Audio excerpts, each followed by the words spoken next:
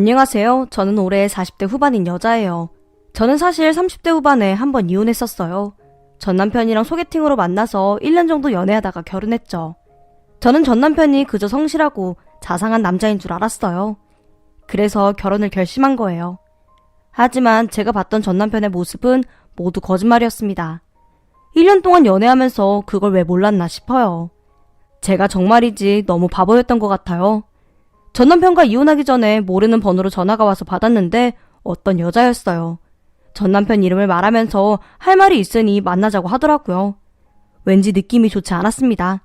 그래서 약속 장소로 나갔는데 낯이 익은 여자가 앉아 있었죠. 속으로 어디서 봤지 생각하고 있었는데 그 여자가 알려주더군요. 본인이 전 남편 회사 동료라고요. 그때 저번에 남편 회사에 갔다가 짧게 인사한 기억이 났습니다. 제가 무슨 일이냐고 물었더니 예상했지만 아니길 바랬던 말을 했어요. 전 남편과 사귀는 사이랍니다. 교제한 지 2년이 넘었대요. 내연녀인 주제에 어떻게 이렇게 뻔뻔하지 싶었어요. 그래서 대놓고 물어봤죠. 유부남이랑 만나면서 어떻게 이렇게 당당하게 그 사실을 저에게 말하냐고요. 그랬더니 그러더군요. 전 남편 아이를 임신했대요. 본인을 고소해도 상관없으니까 제발 전 남편이랑 이혼만 해달랍니다. 본인은 전 남편을 진심으로 사랑하고 있다면서요.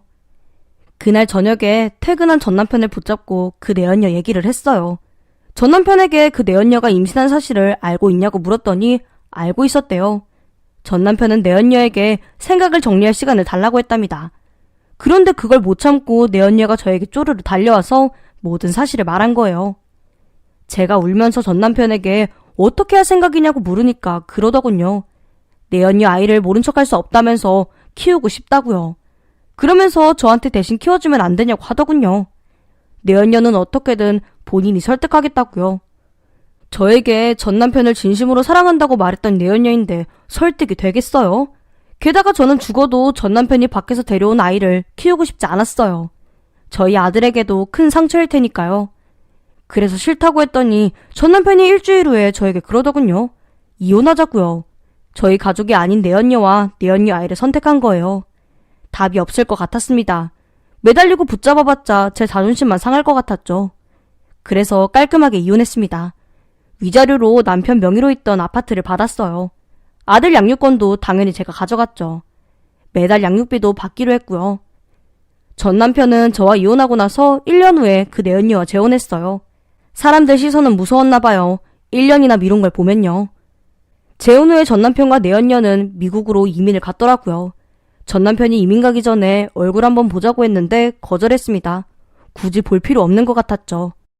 이민 후에 전 남편 소식은 들을 수 없었어요. 그래도 다행히 매달 통장으로 양육비는 들어오고 있습니다. 전 남편과 이혼할 때 최대한 덤덤하게 헤어졌어요. 그런데도 충격은 충격이었나 봐요. 이혼하고 나서 한 달 동안 악몽을 꿨거든요. 제가 매일 밤마다 악몽을 꾸니까 제 친구가 상담 한번 받아보라고 권유해주더라고요. 그래서 고민하다가 심리상담을 받기 시작했어요. 2달 정도 받고 나니까 더는 악몽을 꾸지 않았죠. 저보다 아들이 더 의연했던 것 같아요. 그 당시에 아들이 10살이었는데도 부모님의 이혼을 잘 받아들였어요. 물론 충격이 없을 수는 없었겠지만요. 저는 이혼하고 나서 결심했어요. 죽을 때까지 남자를 만나지 않겠다고요. 그래서 친구들이 소개팅을 해준다고 해도 모두 거절했죠. 그리고 오로지 아들만 생각하면서 살았어요. 열심히 일만 하면서요. 그러던 중 한 남자를 만나게 됐습니다. 제가 3년 전부터 친언니랑 카페를 운영했어요. 카페랑 베이커리를 함께 운영하는 공간이었는데 손님들 반응이 매우 좋았죠. 그래서 운영한 지 1년 만에 제대로 자리를 잡게 됐어요. 입소문도 타고요. 제가 방금 언급한 그 남자는 저희 카페 단골 손님이었습니다. 규칙적인 시간에 와서 항상 라떼와 샌드위치를 구매하곤 했죠. 저는 당연히 그 남자가 카페 근처 사무실에서 근무하는 줄 알았어요. 카페 근처에 사무실이 제법 많았거든요. 그런데 언니 통해서 알게 됐는데 그 남자 사무실이 카페랑 걸어서 20분 거리래요. 가까운 편은 아닌 거예요. 의외라는 생각이 들긴 했지만 한편으로는 감사했어요. 그만큼 저희 카페를 마음에 들어 한다는 거니까요. 그러던 어느 날이었습니다. 그날도 어김없이 비슷한 시간에 그 남자가 와서 같은 메뉴를 주문했어요. 단골 손님이다 보니까 더욱 반갑게 인사하면서 이런저런 대화를 나눴죠. 그런데 갑자기 그 남자가 저보고 주말에도 카페에 나오냐고 묻는 거예요. 저는 주말에는 친언니만 카페에 나온다고 했어요. 그랬더니 그러면 주말에 바쁘냐고 다시 묻는 겁니다. 그다지 바쁘지 않다고 했더니 그럼 본인이랑 같이 점심을 먹자고 하더군요. 점심이요? 네, 시간 어떠세요? 죄송하지만 왜요? 왜긴요, 지금 데이트 신청하는 거잖아요. 너무 갑작스러워서 죄송하다고 거절했습니다. 하지만 그 남자는 포기하지 않고 다음에도 찾아와 데이트 신청을 했죠. 말없이 지켜보고만 있던 언니가 괜찮은 사람 같다면서 한번 만나서 대화라도 나눠보라고 했어요. 싫다고 했더니 친정엄마에게까지 말한 거예요. 밤에 친정엄마가 저에게 전화해서 그 손님이랑 밥이라도 한 끼 먹으라고 하더라고요. 친구들에게 조언을 구하려고 말했더니 당연히 만나보라고 하고요. 주변에서도 하도 그러니까 조금 솔깃했습니다. 그래서 그 남자의 데이트 신청을 받았어요. 주말에 만나서 이런저런 대화를 나눠보니 생각한 것보다 더 괜찮은 사람인 것 같았어요. 그 남자는 저보다 3살 연상이었는데 IT 회사의 대표였습니다. 회사를 운영한 지는 7년 정도 됐다고 하더라고요. 제가 조심스럽게 결혼한 적이 있냐고 물었더니 없다고 했습니다. 일하느라 결혼 시기를 놓쳤다면서요. 그 말을 듣고 왠지 미안한 마음이 들었어요. 그래서 솔직하게 모두 말했죠. 저는 결혼도 했었고 아들도 하나 있다고요. 남자는 조금 당황한 것 같았어요. 당연히 제가 미혼인 줄 알았다고 하면서요. 하지만 곧바로 상관없다고 하더군요. 그런 건 중요하지 않다고요. 고마웠지만 왠지 이러면 안 될 것 같았습니다. 이혼녀에다가 아들까지 있는 여자가 인물도 좋고 능력까지 있는 남자를 차지하면 안 된다고 생각했거든요. 그런 마음으로 남자의 마음을 다시 거절했는데 그럴수록 남자는 저에게 다가왔어요. 거부하면 할수록 제 곁으로 가까이 다가왔죠. 그러니까 마음이 갈대처럼 흔들리더군요. 어쩐지 밤에 그 남자가 생각나기도 하고요. 그래서 오랫동안 고민하다가 남자의 마음을 받아들였습니다. 하늘이 맺어준 인연일지도 모른다고 생각했거든요. 그렇게 그 남자는 제 애인이 됐어요. 연애하고 나서 한 달 후에 알게 된 사실인데 자신이 배우 출신이랍니다. 20대 때 잠깐 했었대요.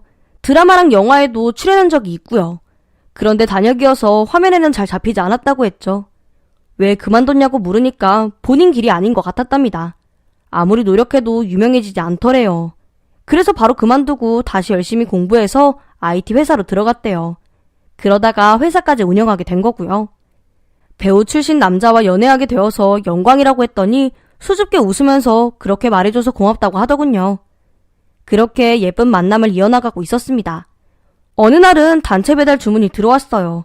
20인분의 커피와 샌드위치 배달이었죠.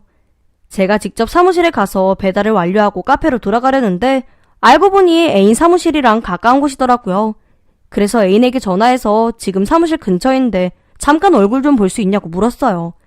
그때 애인이 일이 너무 바빠서 3일 동안 만나지 못했었거든요. 지금 우리 사무실 근처라고? 응, 잠깐 내려와서 얼굴만 보여주면 안 돼? 저기 미안한데 어쩌지? 내가 지금 너무 바빠서 그래. 10분도 안 되는 거야? 미안해. 조금 서운하긴 했지만 바쁘다는데 어쩌겠어요. 밥 잘 챙겨 먹으라고 말한 후에 전화를 끊었죠. 그런 일이 있고 나서 며칠 후였어요. 점심시간 때는 친언니랑 교대로 밥을 먹어요. 친언니가 먼저 밥을 먹고 나면 다음에 제가 먹습니다. 그날도 친언니가 들어오자마자 밖으로 나갔어요. 그리고 식당으로 걸어가고 있었죠. 그런데 길 건너편에 제 애인이 있는 거예요. 애인이 맞은편 카페에서 커피를 들고 나오더군요. 그리고는 주차되어 있던 차 운전석에 올라탔어요. 제가 큰 소리로 애인을 부르면서 아는 척했는데 못 봤는지 그대로 가버리더군요. 그런데 어쩐지 조금 이상했습니다. 애인이 타고 사라진 차가 못 보던 차였거든요. 게다가 다른 카페에서 커피를 사다니 제가 버젓이 바로 건너편에서 카페를 운영하고 있는데 말이에요. 저는 바로 애인에게 전화했어요. 반갑게 전화를 받길래 어디냐고 물었죠. 당연하다는 듯이 사무실이라고 대답하더군요. 지금 사무실이라고? 내가 방금 자기 차 타고 가는 거 봤는데? 나를 봤다고? 내가 큰 소리로 자기 불렀는데 몰랐어? A는 제 말을 듣고 당황해하더니 지금 중요한 회의에 들어가야 한다고 하면서 나중에 전화한다고 했어요. 그리고 제 말이 아직 다 끝나지 않았는데 그냥 끊어버렸죠. 저는 애인 전화를 오매불만 기다렸습니다. 하지만 그 사람은 아무리 기다려도 전화를 주지 않았어요. 그러다가 저녁 때 직접 카페로 찾아오더군요. 애인 얼굴을 마주하니까 참았던 화가 터져나왔어요. 뭐야? 전화 준다더니 왜 안 해? 일이 너무 바빴어. 미안해. 그래서 이렇게 얼굴 보러 왔잖아. 그것보다 아까 뭐야? 왜 사무실이라고 거짓말했어? 아니 그게 그러니까 혹시 다른 카페 간 거 들킬까봐 거짓말한 거야? 나 아까 다 봤어. 자기가 다른 카페에 가서 커피 사는 거. 그건 사실 내가 마시려던 게 아니야. 사업 파트너 주려고 산 거야.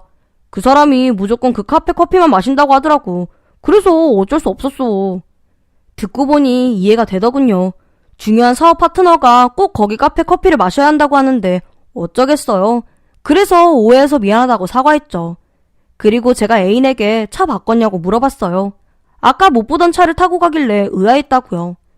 그랬더니 또다시 당황해하면서 그러더군요.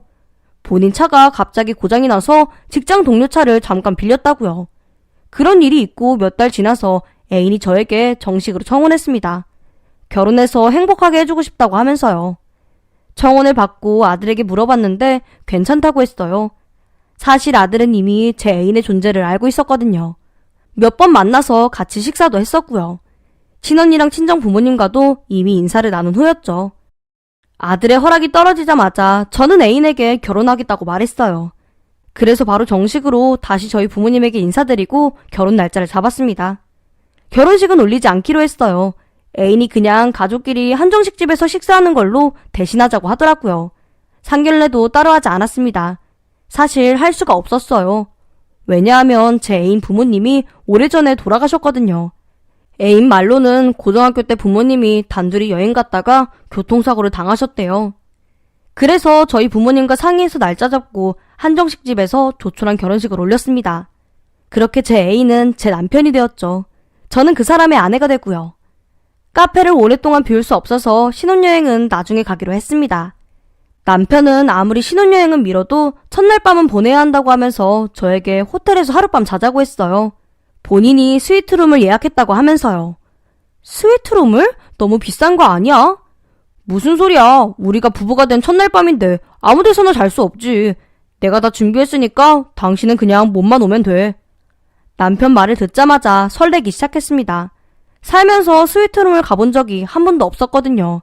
그래서 남편 몰래 예쁜 속옷도 사고 커플 잠옷도 샀어요. 그리고 같이 호텔로 향했죠. 스위트룸은 제가 생각한 것보다 훨씬 더 멋졌어요. 이런 집에서 평생 살았으면 좋겠다는 생각이 저절로 들더군요. 남편은 저를 위해서 근사한 룸서비스도 준비했습니다. 호텔 측에서 결혼 축하한다고 비싼 와인도 한 병 선물해주고요. 저는 샤워를 마치고 나와서 남편과 식사했어요. 와인을 마시니까 남편이 더욱 멋있어 보이더군요. 남편도 저랑 같은 생각이었는지 식사도 다 마치지 않았는데 갑자기 저를 번쩍 들어 안았어요. 그리고 바로 침실로 향했죠. 그 다음에는 무슨 일이 일어났는지 말하지 않아도 아주 잘 아실 거예요. 저는 남편과 스위트룸에서 뜨거운 밤을 보냈습니다. 평생 기억에 남을 정도로 환상적인 밤이었죠. 남편과 즐거운 시간을 보내고 오붓하게 잠을 잤어요. 그러다가 새벽에 잠에서 깼습니다. 와인을 너무 급하게 마셔서 그런지 갈증이 났었거든요. 일어나서 바로 물을 마셨어요. 그리고 다시 잠을 자려고 침대로 향했죠. 그런데 걸어가던 중에 발끝에 무언가가 걸렸어요. 뭐지 하는 생각으로 발끝을 확인했는데 뭔가가 떨어져 있더라고요. 어두컴컴해서 잘 보이지 않았습니다. 제가 주워서 자세히 확인했는데 남편 지갑이었어요. 아무래도 남편이 흘린 것 같았죠. 남편이 굉장히 똑똑한 사람처럼 보이지만 약간 덜렁거리는 성격이 있어요. 그래서 물건들을 잘 흘리고 다녔죠. 제가 정신 똑바로 차리고 물건 간수 잘하라고 말해도 소용없더라고요. 저는 남편 지갑을 보면서 혀를 찼어요. 그리고 속으로 이놈의 덜렁거리는 성격은 결혼하고 나서도 고쳐지지 않을 것 같다고 생각했습니다. 남편 지갑을 화장대에다가 잘 두려는데 문득 지갑 속이 궁금해졌어요. 남편이 돈을 얼마나 들고 다니는지 확인하고 싶어졌거든요. 이참에 남편의 경제관념도 좀 알아보고요. 그래서 조심스럽게 남편의 지갑을 열어봤죠. 생각보다 현금은 많이 없었어요. 신용카드를 주로 사용하는지 원래부터 검소한 사람인지는 알지 못했지만요. 그래도 덜렁대는 성격에 현금이 많이 없어서 안심이긴 했어요. 다행이라고 생각하면서 지갑을 덮으려는데 이상한 게 눈에 보였습니다. 뭐지 하는 생각으로 자세히 봤는데 글쎄 남편 신분증이 2개인 게 아니겠어요? 뭐 2개인 것이 뭐가 이상하냐고 하실 수도 있어요. 대부분 주민등록증이랑 운전면허증 정도는 있으니까요. 하지만 남편은 주민등록증만 2개였죠. 운전면허증도 따로 있었고요. 그럼 신분증이 총 2개가 아니라 3개인 거네요. 조금 이상하다는 생각이 들면서 신분증을 자세히 살펴보고 싶다는 마음이 들었어요. 그래서 밝은 곳에서 보려고 남편 지갑을 들고 욕실로 들어갔죠. 그리고 불을 켜고 신분증을 보았어요. 정말이지 경악할 수밖에 없었습니다. 분명 3개의 신분증 모두 남편 얼굴이었는데 하나의 신분증만 주민등록번호가 달랐어요. 게다가 더욱 놀라운 것은 주민등록번호가 다른 신분증에 적혀진 이름도 달랐다는 거예요. 저희 남편 이름은 김진욱인데 그 신분증에 적혀진 이름은 김정욱이었죠. 너무 놀라서 그런지 2 손이 벌벌 떨려왔어요. 당장 남편을 깨워서 확인하고 싶었는데 차마 그럴 수가 없었습니다. 도저히 이게 무슨 상황인지 정리가 되지 않으니까 물어볼 수가 없었던 거예요. 그래서 고민하다가 그날은 그냥 넘어갔어요. 대신 남편의 신분증을 사진으로 찍어놨죠. 증거로 남기기 위해서요. 남편은 그런 줄도 모르고 다음날 아침에 행복해했어요. 어젯밤에 아주 즐거운 시간을 보냈다고 말하면서요. 저는 모르는 척 연기하면서 좋았다고 말했습니다. 그리고 나서 곧바로 진실을 알아보기 시작했어요. 가장 먼저 남편이 일하는 사무실에 가봤어요. 생각해보니 결혼하고 나서도 남편 사무실에 가보지 않았어요. 가보려고 할 때마다 남편이 일이 바쁘다고 했거든요. 사무실에 가니까 다들 정신없이 일하고 있었죠.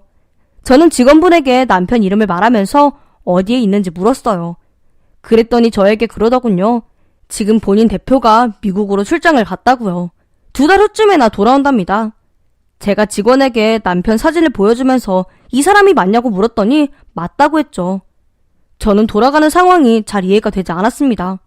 이해를 제대로 하려면 남편에게 직접적으로 물어보는 수밖에 없었어요. 그래서 남편이 올 때까지 기다렸죠. 남편은 퇴근 시간에 맞춰서 귀가하더군요. 당신 지금 어디 갔다 온 거야? 어디 갔다가 온 거냐니? 당연히 일하고 왔지. 내가 아까 사무실에 갔었는데 당신 없던데? 남편은 몹시 당황해하면서 말을 더듬더니 아까 잠깐 외근 나갔다 왔다고 하더군요. 제가 그 사이에 온 것 같다고 하면서요. 더 들어볼 필요도 없었습니다. 저는 바로 제가 스위트룸에서 찍어놨던 증거 사진을 남편에게 보여줬어요. 그리고 왜 신분증이 3개이며 이름이 2개인지 물었죠. 남편은 놀라면서 어디에서 났냐고 물었어요. 저는 솔직하게 지갑에서 발견했다고 말했습니다. 처음엔 남편은 화를 내면서 왜 본인 지갑을 함부로 봤냐고 했어요. 저에게 실망했다고 하면서요. 실망했다고? 지금 그걸로 화낼 때야? 왜 내 질문에 대답 못해? 신분증이 왜 3개인 거냐고. 이름은 왜 2개인데? 당신 진짜 이름은 대체 뭐야? 제 질문에 남편은 갑자기 태도를 바꾸더니 저를 진심으로 사랑한다고 했어요. 저를 향한 마음은 진심이라고 하면서 자신을 믿어달라고 했죠. 저는 믿어주기를 바라면 믿게끔 하라고 했습니다. 숨기고 있던 진실이 있으면 지금이라도 말하라고요. 그렇게까지 말했는데도 남편은 대답하지 않았어요. 제가 그 사무실 대표가 정말로 맞는 거냐고 물었더니 본인이 확실하답니다. 제가 남편에게 직원에게 확인했다고 그 회사 진짜 대표는 지금 미국으로 출장 갔다고 말했죠. 그랬더니 아니라고 본인 말이 맞다고 하다가 제가 이 사실을 부모님께 말씀드리겠다고 했더니 그제야 미안하다고 하더군요. 미안하다니 뭐가 미안하다는 건데. 자기 제발 내 마음만 알아줘. 나 정말 진심으로 당신 사랑해. 그래서 그 회사 대표가 아니라는 거지?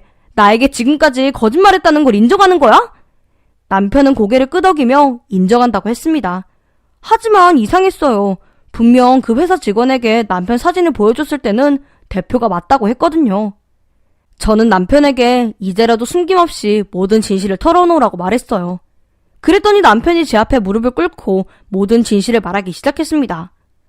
남편의 진짜 이름은 김진욱이 아닌 김정욱이었어요. 그럼 김진욱은 누구냐고 물으니까 본인 쌍둥이 동생이랍니다. 그 쌍둥이 동생인 김진욱이 그 회사 진짜 대표였어요. 직원 말대로 지금은 미국으로 출장을 갔고요. 그 말을 듣는 순간 남편이 왜 혼인신고를 미루려고 했는지 알았어요. 저는 결혼하자마자 바로 혼인신고를 하려고 했는데 남편이 자꾸 미루고 있었거든요. 이유를 물어보니 저희 아들 때문이랍니다. 갑자기 본인이 아빠가 되면 혼란스러울 수도 있으니까 시간을 좀 주고 싶다고 했죠. 저는 그 말을 믿었습니다. 심지어 저희 아들을 생각해주는 남편에게 고마웠어요. 그런데 진실이 따로 있었던 거예요. 때는 본인이 배우로 활동할 때였습니다.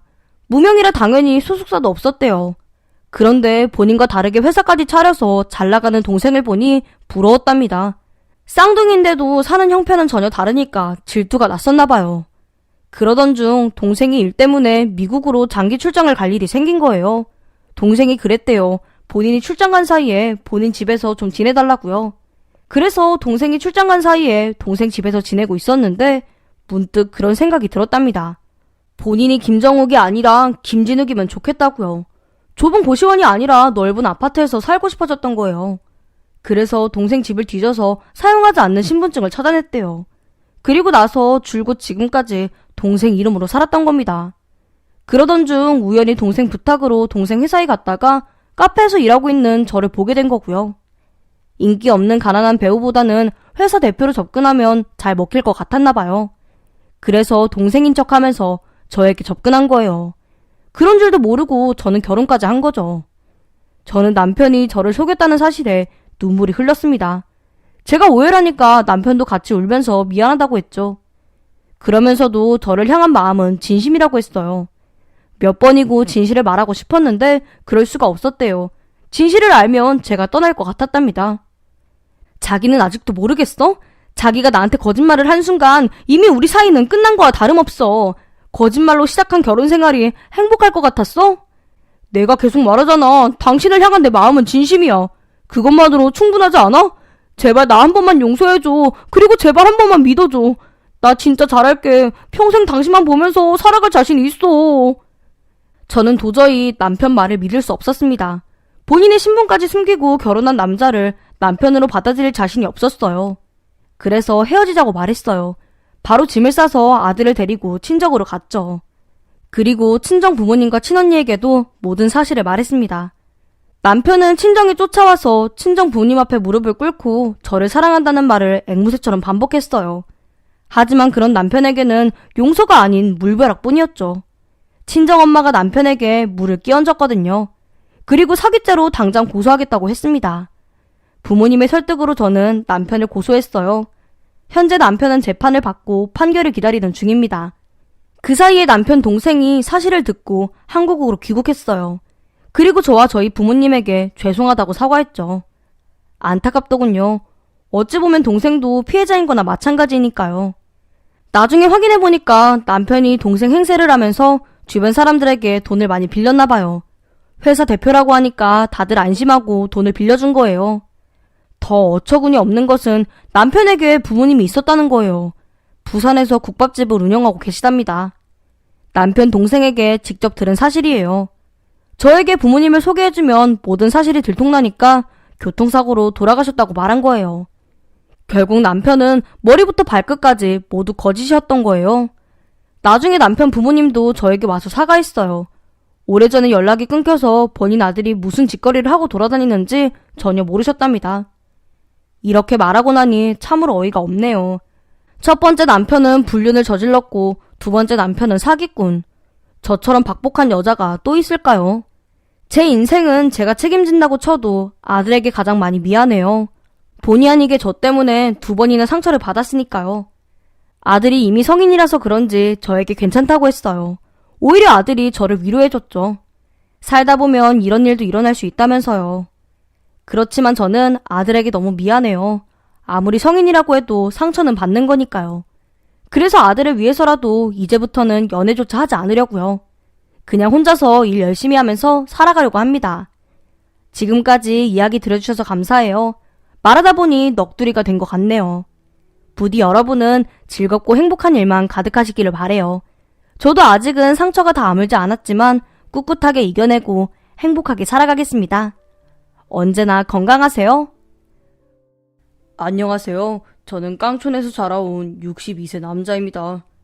옛날엔 다 시골이었다고는 하지만 제가 살던 동네는 그야말로 완전 깡 시골이었습니다. 그래서 동네 어르신들은 서로를 가족이나 친척들처럼 여기기도 했어요. 저도 그런 동네에서 자라온지라 친구들 역시도 동네 친구가 학교 친구가 되었습니다. 저는 그 친구들과 계열물에서 남녀 할 것 없이 물장구 치고 고기 잡고 다 허울 없이 그렇게 지내며 형제처럼 남매처럼 함께 자라왔었습니다. 결혼도 한 동네에서 살던 동갑이자 동창인 아내와 하게 되었는데 8살 때 만나 같은 학교를 다니고 가깝게 지내다 보니 결혼도 그렇게 자연스럽게 하게 된 것 같아요. 동창들 중에서도 저희 부부처럼 결혼한 애들이 몇몇 있었고 졸업 후 외지에 나가지 않는 한 계속 그렇게 깡촌에서 부부 친구들과 오순도순 지냈습니다. 또 워낙 작은 동네에서만 살다 보니 외지 사람들에 대한 알 수 없는 편견이 있었던 것 같아요. 저 역시도 30살까지는 깡촌을 떠나지 않았습니다. 외지에 나가면 상처투성이로 돌아오는 친구들과 외지를 비난하는 동네 어르신들의 모습만 보고 자라왔던 터라 나가게 되더라도 정붙이고 살고 싶은 생각은 없었네요. 그런데 동네를 벗어나게 되는 일이 생기고야 말았습니다. 서울 남자와 선을 보고 온 지 얼마 되지 않아 결혼을 하겠다고 짐 싸들고 올라갔던 동창 여자애 하나가 결혼해서 잘 살고 있나 했더니 얼마 지나지 않아 이혼을 하고 말았더군요. 그러면서 위로를 받고 싶으니 서울로 와달라고 했습니다. 가족 같은 동창생이니 아내와 함께 서울로 올라갔어요. 간만에 오랜 시간 차를 타니 힘들기도 했지만 아내와 여행 겸 올라왔으니 며칠 구경이나 하고 내려갈 참이었죠. 그런데 동창 여자애는 다른 꿍꿍이가 있었던 모양이었습니다. 좋은 자리 하나가 있는데 같이 일해보지 않겠느냐고 취업 제안을 하더군요. 아내는 영 못 믿어 했습니다. 가정 있는 남자를 깨워다 외지에서 일을 하자고 하니 당연히 못마땅해 할 수밖에요. 하지만 저는 아내에게 이렇게 이야기를 했습니다. 외지 사람도 아니고 우린 동창이잖아. 당신이랑도 친구인데 무슨 걱정이야? 그래도 난 마음에 안 들어. 자기한테 무슨 일을 시키려고 외지까지 불러들여? 게다가 여기서 일하게 되면 나도 서울에서 살아야 하는 거잖아. 난 싫어. 그래, 당신 말은 무슨 뜻인지 알아. 내일 회사에 함께 가보고 그때 결정하자. 마음에 안 들면 안 하면 되잖아. 말은 그렇게 했지만 으리으리한 고층 빌딩을 본 순간 저는 이미 마음이 흔들렸습니다. 무슨 일인지는 별로 중요하지도 않았고 이렇게 멋진 건물에서 일할 수 있다는 것 그 자체가 설레고 신나는 일이었거든요. 동창 여자애는 짧은 결혼 생활이었고 외지에서 힘들고 괴로웠지만 몇 년이라도 참아낸 덕분에 이 건물을 얻었다면서 믿을 수 있는 사람과 일하고 싶은데 생각나는 사람이 저밖에 없다고 하더군요. 역시 아내를 설득하는 일이 문제였습니다. 저는 동창에게 같은 여자끼리니 더 잘 이해시킬 수 있지 않겠느냐고 오히려 아내를 설득해달라고 부탁했지만 아내는 동창생의 말을 듣고 싶어 하지도 않았어요. 오히려 둘이 사이만 더 나빠지겠다 싶더군요. 저는 아내에게 일주일에 한 번은 꼭 내려가겠다고 약속했고 아내는 분명 제가 변할 거라고 했지만 그땐 뭐에 씌었는지는 몰라도 큰 소리 떵떵 치며 믿어달라고 했습니다. 동창 여자애를 믿은 것도 있었고요. 동창 여자애는 저보고 주말에는 언제든지 고향에 다녀와도 좋다고 했었고 부부 사이를 갈라놓을 생각은 전혀 없으니 부부 사이는 알아서 잘 관리하라고 하더군요. 하지만 지금 생각해보니 이 말도 믿을 게 못했었는데 제가 어리석었다는 생각이 드네요. 동창 여자애는 주말이 가까워지면 거리처 사람들과 약속을 잡아놓거나 저에게 접대 일정을 몰아주었고 약속이 없는 날에는 야근을 시키기도 했습니다. 그때는 야근 수당이니 성과급이니 그런 개념이 별로 없었을 시기이기도 했고 동창이 시키는 일이면 저는 당연하게 여기며 일을 했었지요. 그리고 결국 고향에 내려가지 못한다고 아내에게 이야기하는 날이 많았습니다. 그럴 때마다 아내는 저에게 짜증을 쏟아부었고 저 역시 잘 알면서도 화를 내기 일쑤였어요. 그거 봐, 내가 당신 그럴 줄 알았어. 하면서 울먹이는 아내에게 저는 달래주기는커녕 왜 날 이해하지 못하냐며 답답해하기만 했습니다. 남자가 사회생활 하다 보면 그럴 수도 있는 거지. 바깥 생활하는 남자들이 나뿐이야? 다 그러고 사는 건데 왜 유난을 떨어? 내가 괜히 그래? 그 기집애가 일부러 당신한테 꼬리치는 것 같으니까 내가 더 답답한 거잖아. 무슨 소리 하는 거야? 당신 집에만 있으니까 쓸데없는 상상만 하고 있나 본데 나 그런 사람 아니야. 당신을 못 믿는 것도 있지만 난 걔를 더 못 믿겠어. 그리고 당신이 걔 손바닥 안에서 늘어나는 게 싫다고. 정 못 믿겠으면 당신이 여기 와서 생활하면 될 거 아냐. 제 아내는 참을미도 심할 뿐더러 서울을 좋아하지도 않는 사람인 줄 알면서도 저는 아내에게 짜증만 늘어놓았습니다. 그리고 아내가 이해해주기만을 바랬죠. 어쩌다 시간을 내서 고향에 내려갔다가도 올라가는 시간이 부담스러워 잠을 자기 바빴고 저를 위해 진수성찬을 차려놓고 반기는 아내의 모습을 외면해버리는 일이 많아졌습니다. 저의 모습에 아내는 점점 지쳐갔고 저는 둔하고 미련하게도 그런 아내를 내버려두고야 말았네요. 지금 생각해보니 아내는 그래도 저에게 마지막 기회를 주었던 것 같아요. 그땐 제가 눈치채지 못했지만요. 피곤에 찌든 그날 쓰러져 자고 있는 제 옆에 와서 아내는 제 팔을 베며 저에게 말했었습니다. 우리 애 가질까? 왜? 외로워? 아니, 뭐 그냥 있었으면 해서. 저는 사실 외지에서 오래 있을 생각도 아니었고 서울에서 바짝 돈 벌어서 다시 고향에 내려올 생각이었습니다. 그리고 고향에다가도 서울처럼 의리 번쩍한 건물 하나 지어야겠다고 생각했죠. 그래서 몇 년 빡세게 일하고 자리 좀 잡고 돈도 좀 모이면 그때 아이도 낳고 고향에서 멋지고 폼나게 살아볼 생각이었습니다. 그런데 그렇게 서울로 올라가고 난 뒤 아내는 저를 찾지 않더군요. 전화를 걸어도 시원찮게 받질 않나, 바빠서 몰랐다고 하질 않나, 달라진 것 같긴 했지만 철없던 저는 이제야 날 이해해주나 보다 하고 내심 편하게 생각했습니다. 그런데 서울집으로 서류 하나가 백 날라오더군요. 이혼 서류요. 생각지도 못한 일이라 어찌할 바를 몰랐습니다. 그때 저는 일이고 자시고 당장 때려치고 고향에 내려가서 무릎 꿇고 손이 발이 되도록 빌고 그랬어야 하는데 제가 너무 철이 없었습니다. 괜한 자존심에 미안하다고 한마디를 못했네요. 그땐 또 뭐가 그리 억울했는지 지금 생각하면 다 제 잘못인데 어린 날의 패기에 뭘 몰랐던 저는 저만 고생했다고 생각했고 다들 나만 몰라준다고 생각했어요. 그래서 고집을 부렸나 봅니다. 이혼 서류에 도장을 쾅 찍은 거죠. 깡촌에 있던 동창들은 난리가 났습니다. 회사로 찾아와서는 그 동창 여자애를 만나야겠다고 난리를 쳤고 저에게 어서 가서 아내에게 싹싹 빌고 용서를 구하라고 했죠. 저는 동창들이 이해가 가질 않았습니다. 저는 그 동창 여자애랑은 정말 일 그 이상 그 이하도 아니었고 떳떳했기 때문이죠. 그래서 아내에게도 사과하지 않았던 겁니다. 동창들에게도 난 잘못이 없다고 큰 소리만 떵떵 쳤죠. 동창들은 동창 여자의 머리채를 잡았고 빨리 부부 사이를 돌려놓으라고 난리를 쳤어요. 하지만 그 동창 여자애 역시도 떳떳했다고 생각했는지 눈 하나 깜빡이지 않았습니다. 동창생들이 그렇게 소란을 피우고 간 후 동창 여자애는 회사를 더 키우려면 공부를 해야겠다고 했고 저에게 함께 유학을 가자고 했습니다. 저나 동창 여자애나 고등학교밖에 나오지 않았는데 더 많이 알아야 사업을 키운다면서 외국에서 공부를 해보자고 하더군요. 돈은 자기가 다 내겠다면서요. 하지만 저는 아내와 이혼하고 나니 아무것도 하고 싶은 생각이 없었습니다. 누군가에게 홀려 시간을 뺏겨버린 것 마냥 정신이 혼미했어요. 결국 그런 저를 두고 동창 여자애는 외국으로 혼자 공부하러 떠났습니다. 저는 아무도 없는 서울에서 홀로 남겨지게 되었고요. 동창 여자애가 그렇게 훅 가버리고 나니 저는 정말 맨 땅에서 시작해야 했습니다. 제가 걱정되어 일을 알아봐주고 가겠다고 했으나 사나이 자존심에 부탁이라는 걸 할 수는 없었고 또 제가 이혼하고 나니 동창 여자의 얼굴 보는 것도 괜히 미안하게 느껴지곤 했거든요. 그래서 공사판이라도 나가 하루 벌어 하루 자고 그렇게 의미 없이 몇 년을 살았습니다.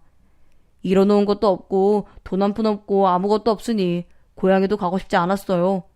친구들 볼 면목도 없었을 뿐더러 아내가 그렇게 오라고 했는데도 가질 않았는데 끝난 마당에 가는 것도 웃기다고 생각했죠.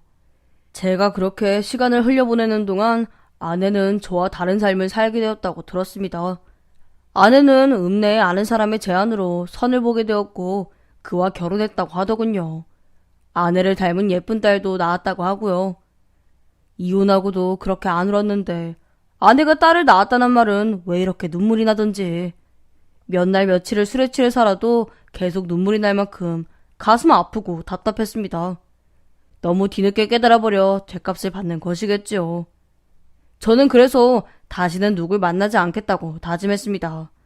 하나뿐이던 아내를 뺏겨버리고, 아니 놓쳐버리고, 다시 누굴 또 사랑할 자격도 없다고 생각했지요. 그래도 잘 살고 있는 아내의 얼굴은 보고 싶더군요. 저는 행복하게 못해줬지만 이제라도 행복하게 지내는 모습을 바라며 생전 안 하던 기도도 했습니다. 그리고 혹시나 기회가 된다면 과거에 철없던 남편의 모습으로 남지 않길 바란다는 생각이 들었네요. 그래서 다시 열심히 살아보기로 했습니다. 서울에 와서 동창 여자의 백으로 익혔던 관리직 일을 이젠 백이 아닌 밑바닥부터 다시 배우기 시작했어요. 그렇게 20년이 넘는 세월 동안 과거를 후회하지 않기 위해 일부러 일에 빠져 살았고 누가 시키지 않은 일도 애써 해가며 열심히 살았습니다. 이렇게 살다 보니 또 이런 생활에 익숙해지기도 했고요. 일하는 재미도 느끼고 같이 일하던 형님들과 친하게 지내면서 마음도 많이 편해졌습니다. 그렇게 시작한 제 일은 친하게 지냈던 형님들 덕분에 25년이 지나서야 저만의 업체를 만들 수 있게 되었습니다. 사설 업체가 많다 보니 경쟁도 심하고 평판도 중요했는데 그래도 나름 잘해온 덕분에 나쁘지 않게 유지할 수 있었네요. 그런데 이게 무슨 악연인지 인연인지 계약 만료 일자가 다가와 재계약을 하려고 하던 중 새로운 업체가 우리 거래처와 접촉했다는 것을 알게 되었고 그 새로운 업체가 예전에 저를 이 계통으로 이끌어주었던 그 여자애가 운영하는 업체라는 걸 알게 되었습니다. 그 여자애도 어떻게 알게 되었는지 제 회사로 먼저 전화를 주더군요. 오랜만이네. 계속 이쪽에서 일하고 있었구나. 오랜만이었어도 어린 시절을 함께 보낸 친구라 그런지 생각보다 어색하진 않았어요. 이 동창 여자의 입장에서는 저에 대한 미움이나 원망이 있을 수도 있을 텐데 그런 내색도 없었고요. 그때의 일에 대해서 동창 여자에게 제대로 된 사과도 하지 못하고 그렇다고 다른 동창들에게 우리 사이에 대한 의심을 덜어내주지도 못한 것에 대해서 미안하고 아쉬운 마음도 사실 좀 있긴 했습니다. 그래도 이제 와서 긁어부스럼 만드는 건 아니다 싶은 생각에 편하게 얼굴 보자 싶더군요. 그날 바로 저녁을 함께 먹고 둘이 맥주 한잔하면서 이야기를 나누게 되었습니다. 유학 다녀와서 계속 이 일했던 거야? 나 한국 들어온 지 얼마 안 됐어. 오랜만에 친구 만나니까 너무 반갑고 좋네. 가볍게 한잔하려던 것이 취기가 들어가니 자제가 되지 않더군요. 결국 술이 꽐라가 될 때까지 부어라 마셔라 먹어댔습니다. 한동안은 고향 친구들 몇몇이 찾아와주곤 했었지만 다들 결혼 후에는 얼굴 보기가 쉽지 않더라고요. 저는 의지할 것도 없고 혼자인지라 친구라는 존재가 그리웠는데 고향 친구를 만나니 간만에 기분이 좋았습니다. 그런데 이 동창 여자애가 술김인지 진심인지 이상한 말을 꺼내기 시작했어요. 그러면서 몸을 못 가누는지 자꾸 제 몸에 기대더라고요. 내가 미국에 같이 가자고 했었는데 그때 왜 안 갔어? 내가 거기를 어떻게 가? 아무것도 모르고 돈도 없는데. 그리고 너한테 내가 잘못하기도 했고. 내가 다 내준다고 했잖아. 난 그냥 너만 있으면 되는 거였는데. 내가 너 좋아하는 거 몰랐어? 야, 무슨 소리야. 나 유부남이었잖아. 내가 미국 가자고 할 땐 유부남 아니었잖아. 이혼했었잖아. 술이 잔뜩 취했지만 동창 여자의 이런 말을 듣고 있자니 술이 확 깨더군요. 도대체 이게 무슨 말인가 싶었습니다. 날 좋아해서 나랑 아내의 사이를 일부러 갈라놓았던 건가 하는 생각에 소름이 끼치기까지 하더군요. 하지만 저는 내색하지 않았습니다. 저는 동창 여자애를 부축하며 이렇게 말했습니다. 오늘 나한테 한 말은 못 들은 걸로 한다. 그 일이 있고 나서는 만나기가 살짝 꺼려지긴 했지만 의지할 곳도 없다는 걸 뻔히 아는데 제가 모른 척하기는 미안하더군요. 그렇게 얼마 후 제 생일이 되었고 제 생일을 기억하고 있던 여자 동창은 저에게 선물을 주고 싶다며 밥 한 끼 사주겠다고 불러냈어요. 이날도 동창 여자애는 술을 잔뜩 시키더니만 혼자 진탕 먹더군요. 집에 데려다 주려고 했더니 멀미가 나서 차를 도저히 탈 수 없다고 하네요. 쉬었다 가야겠다고 바닥에 몇 번이나 주저앉는 바람에 다 늙어서 몸살 기운이 들 정도로 힘을 쓰고 부축했지만 역부족이었습니다. 결국 동창 여자의 바램대로 모텔에 갔고 저는 잘 바래다 주고는 집으로 갔습니다. 나한테 무슨 꿍꿍이가 있나 하는 이상한 기분도 들었지만 별로 신경 쓰지 않았어요. 친구끼리 모텔에 갔다는 걸 누가 보고 의심할까봐 오히려 그게 꺼려졌지요. 그런데 며칠 후 그 동창 여자애한테 연락이 오더군요. 갑자기 누굴 소개시켜준다면서요. 내가 술을 몇 번 사줘서 고마운 마음에 거래처를 소개시켜주나 보다. 전 이 생각만 하고 나갔습니다.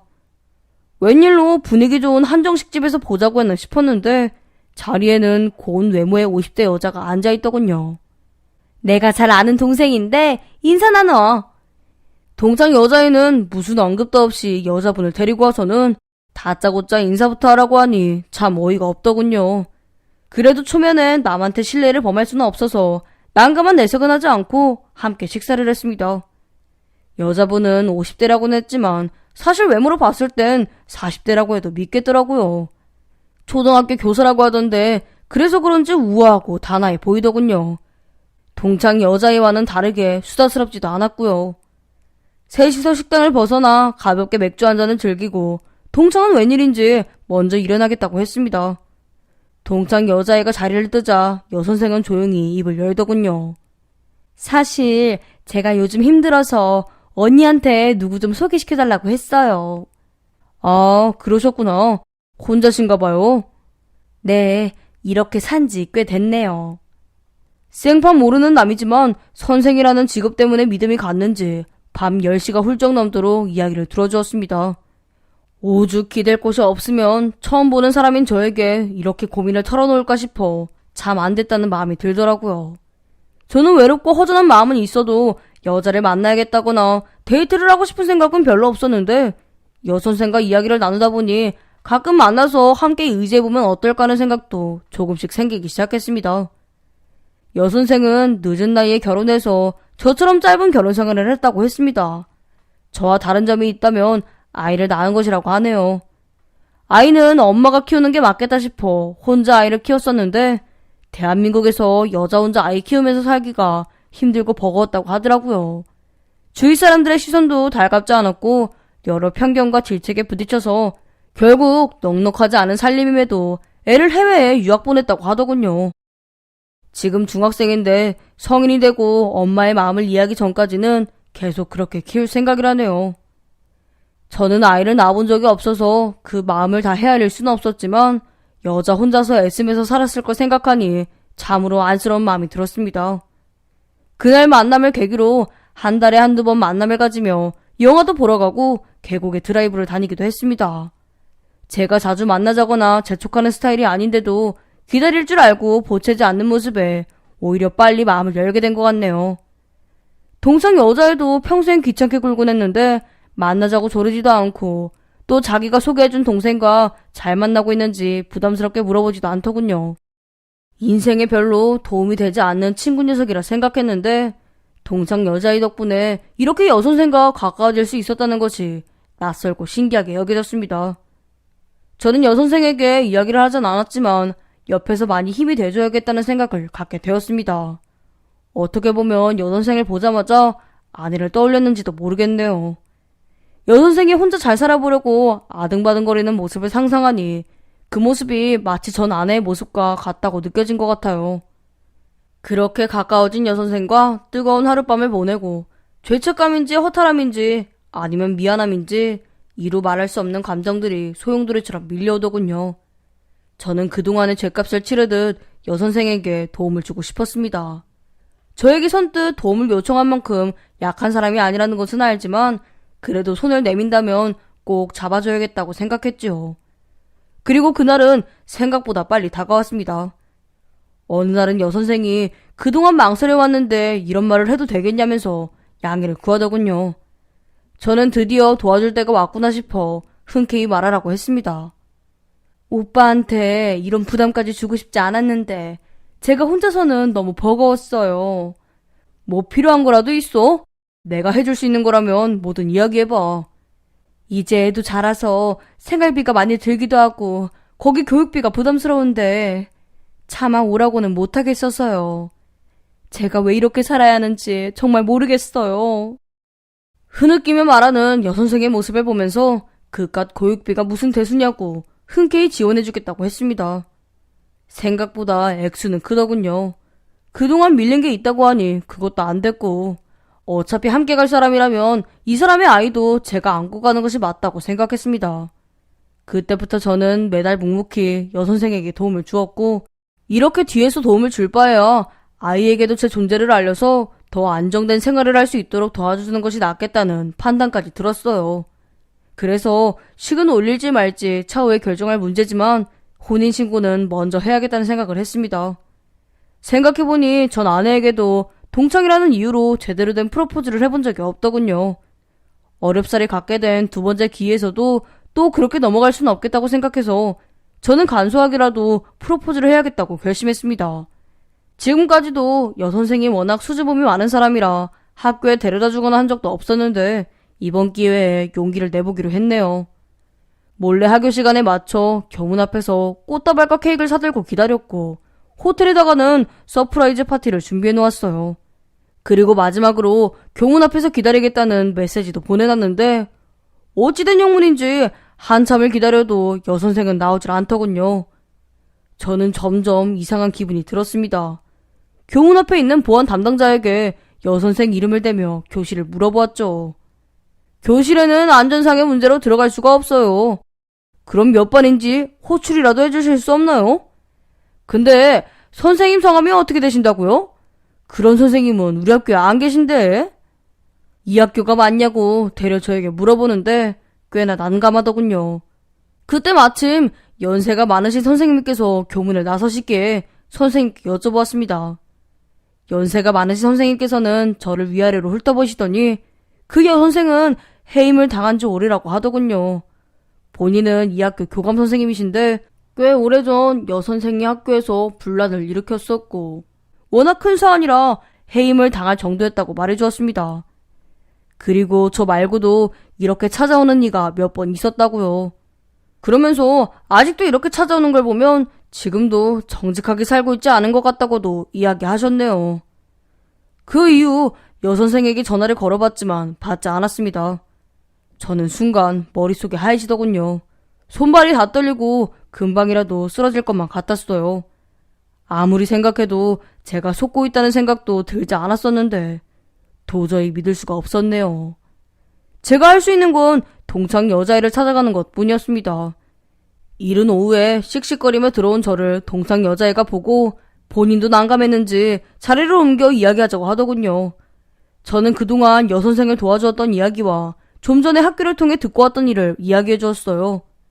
동창 여자애는 한참을 말이 없이 듣고 있더니 이렇게까지 제가 손해가 클 줄 몰랐다면서 저에게 미안하다고 하네요.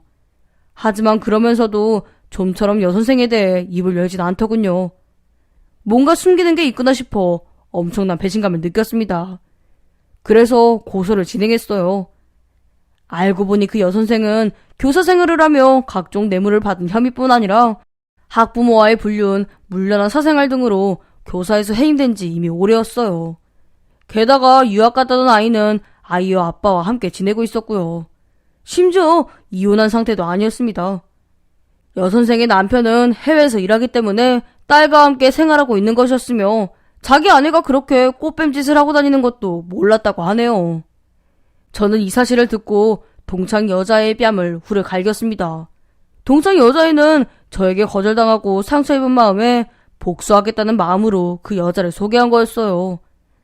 인생이 참 허무합니다. 그 친구를 믿고 여기까지 와 이렇게 살게 되었는데 결국 이렇게 되고만이 허탈하기만 하네요. 다 제 잘못이겠죠. 고향 친구가 뭐라고. 제가 이 나이 먹도록 아직 철이 덜 들었던 모양이에요. 의심하지 않은 것도 흔들린 것도 다 제가 한 선택이니 후회하지 않으려 합니다.